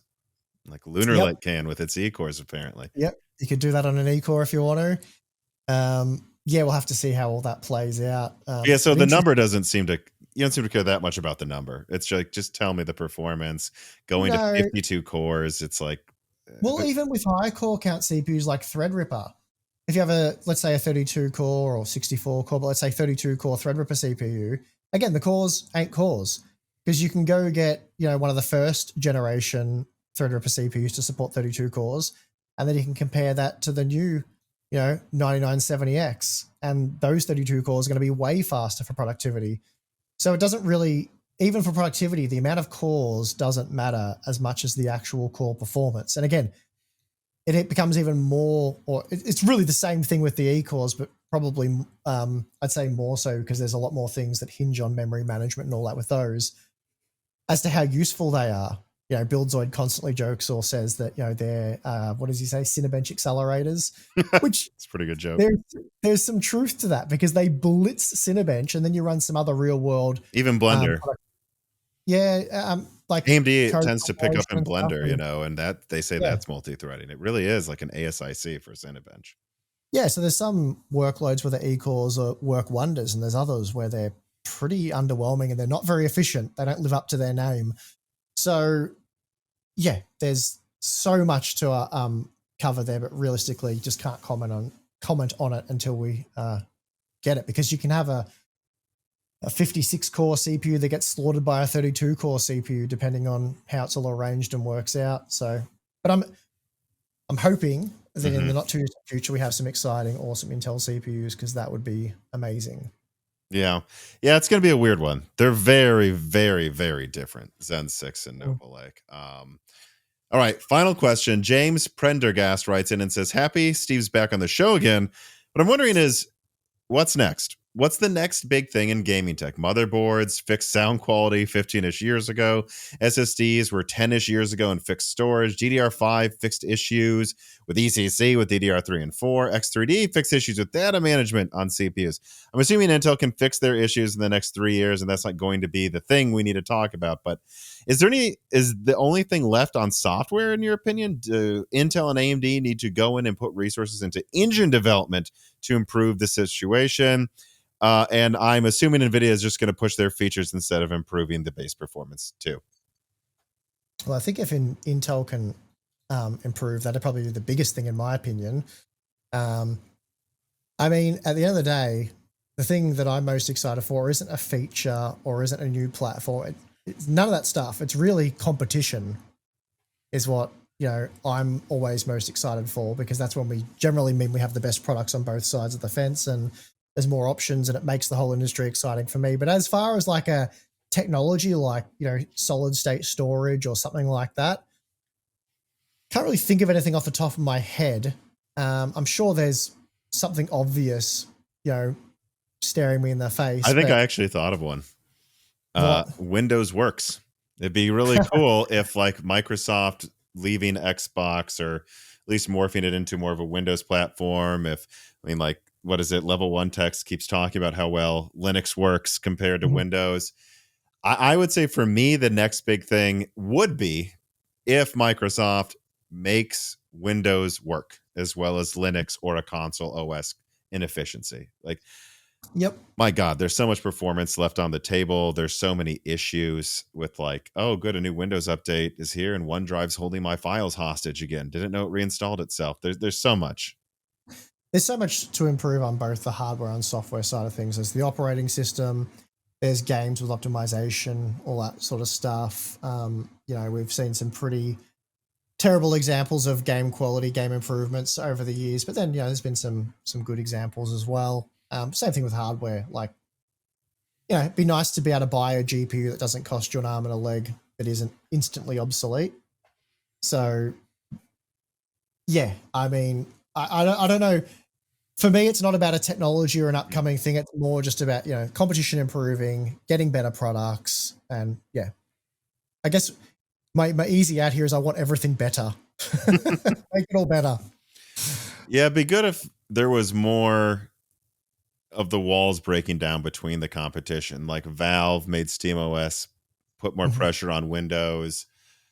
Someone put more pressure on Sony at this point in console. They just kind of own that market now. Something happened with Apple competing more directly with Microsoft and something. If they were all a little more directly competing, I think they'd be a lot more accountability, and what they get away with and what doesn't work. I mean, I really hope in 5 years things work. I just maybe it's because I'm spoiled. Everything works so much better than when I got into PC gaming. I mean, the amount of games that just wouldn't boot when you tried to open them in Steam. I'm aware things are better, but it has spoiled me, and I want things to really work. Yeah, I just want PC gaming to be a thing that everyone can enjoy at a reasonable level. Like, there's not this huge separation between those with RTX 5090s and those with crusty old crappy 5060s that, barely play the new modern games that Nvidia's advertising, like Indiana Jones, to have all these great features, and then you load it up and you're stuck on the lowest possible settings just to get the game to work.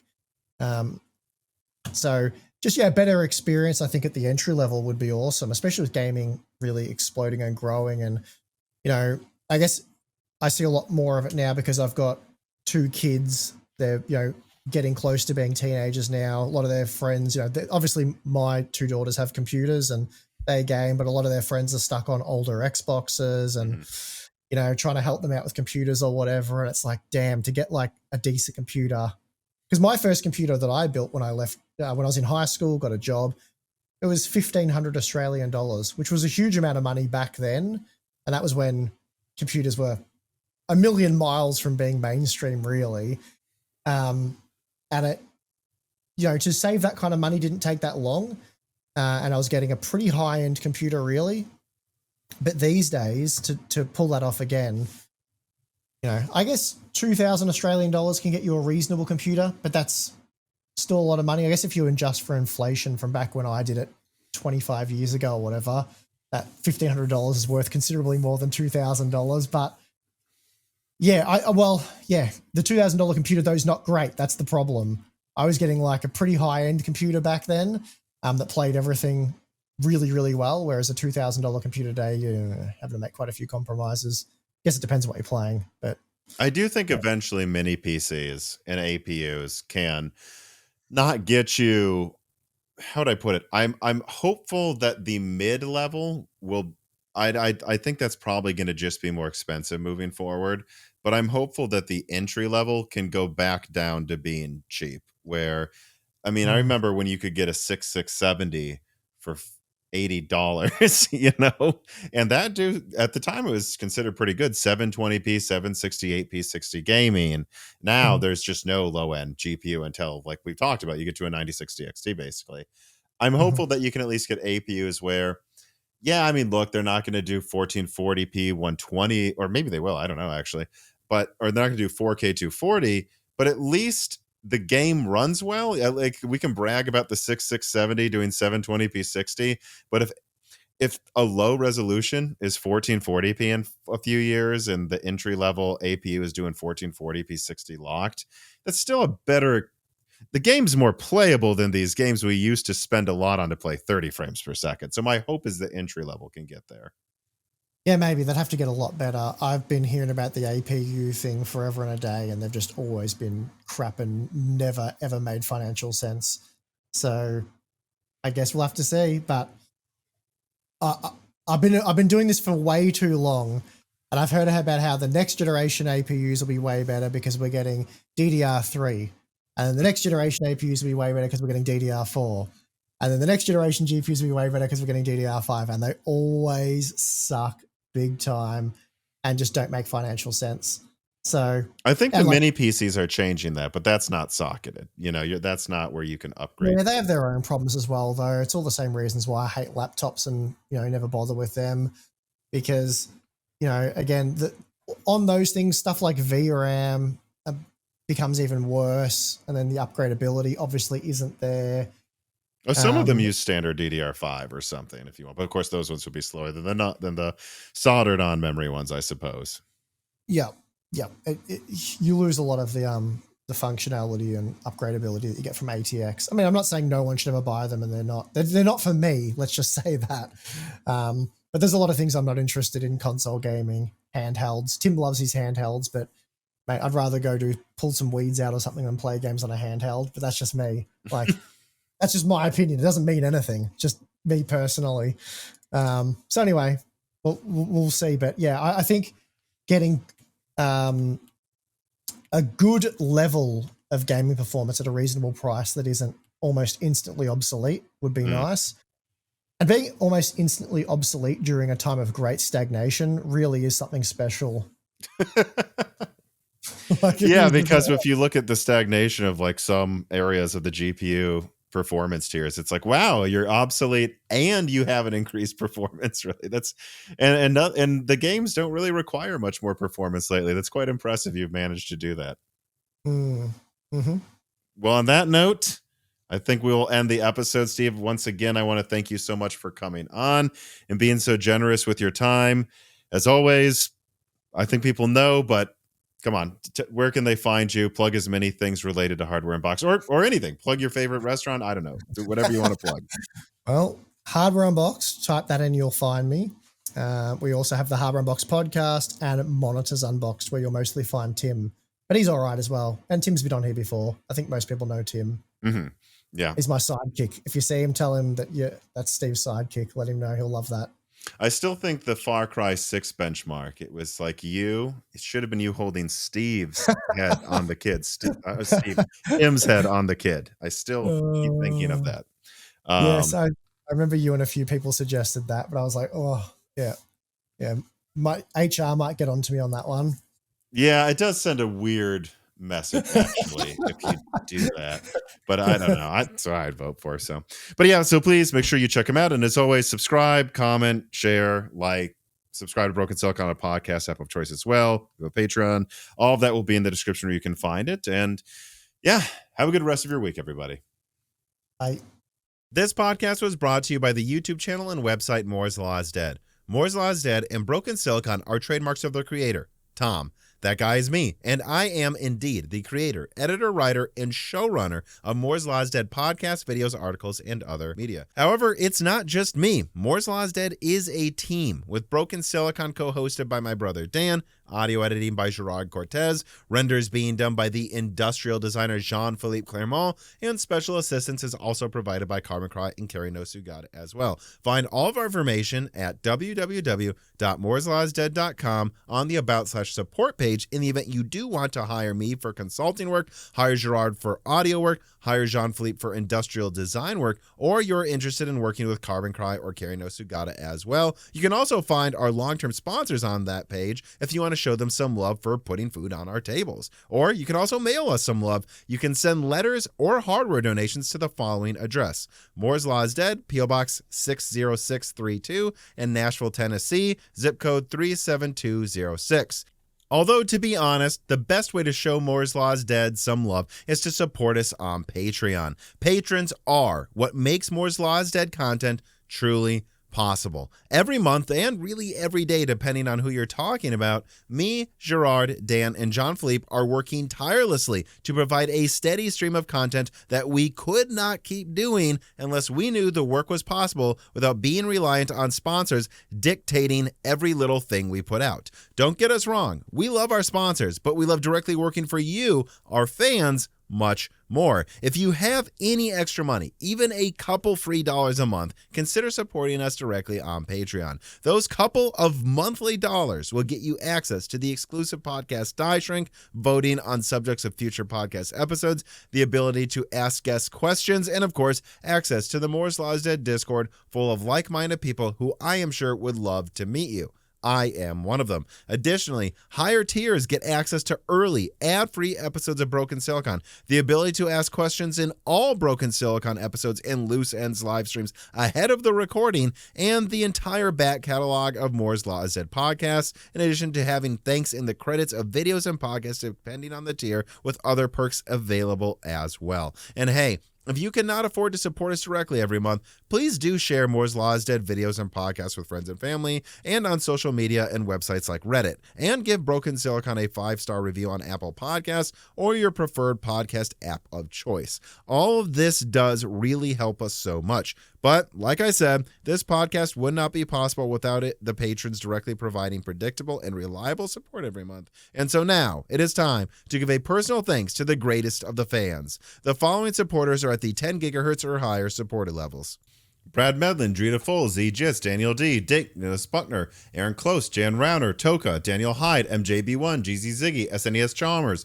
Jerem Ferriero, Compressed iBox, Falcon Malev, Jensen Wang, Gregorius Acker, Sarcastro, Chris Rich, Evan Dingle, Hal Buma, Shredbird, Sammy Malas, The Boss Haas, Chrysanthenos, Tommy, Jonathan, Jake Dude 23, Jake Martin, Amiable Chief, Slicky, Ishud, Gamers Unite, Meat and Pork, Ian Clifford, Tim Robb, Travis Gooding, Mad, Zoot Suit Taylor, Greg, Michael McGee, Patty Cake, Stephen Coates, Mark Mitchell, James Anderson, Mark Raidmaker, Cole Addict, Win Wang, Cameron, Henry Zhang, Wesley Sager, Michelle Pell, Hexapuma, Reginald Ari, Teak Autumn, Winstar, Little Germany, James I. Raider, Shay, Milton, Brett Jones, Chuck Glidden, McDaffie, Stephen Dick, Justin Bustle, John Swin, Austin Haggerty, Joe Foot, Brian Scanlon, Harlan, Jansen Angima, Joseph Kelly, Slushbot, Brian Wright, Sisyphos771, The Forbidden Juice, RB Racer, Alex Vega, Michael Cozy, Crystal Joe, Elbergun, Keekum, Solarized 80, Sprutnik, Brian P, Hootat 42, Cornstir 671, Penta Winta, State Farm Snake, Hal Richard, Omega Doge, John Wick, Boomstick, Mr. Tiger, Hugo Under Kiwi, Penguins Love AR, Porcelain Oats, Matthew Cassell, AI Soldier 789, Curry King 3, Nick Zuzmania, Bespoke exclamation point, Smash Axley, Fred Burger, Kareem Al Masri, Rahil Shibulls, Kevin Coots, Armand Vacatura, Manolis Ragkusis, Kalon Reichel, Jonathan Harris, Danielle Martigano, Elusive Man, Kainush, Kagani, Johnny Trans, Zubar Ahmed, Born Toft, Josh, Angel of Cake, and of course, thank you to Sahara for the music.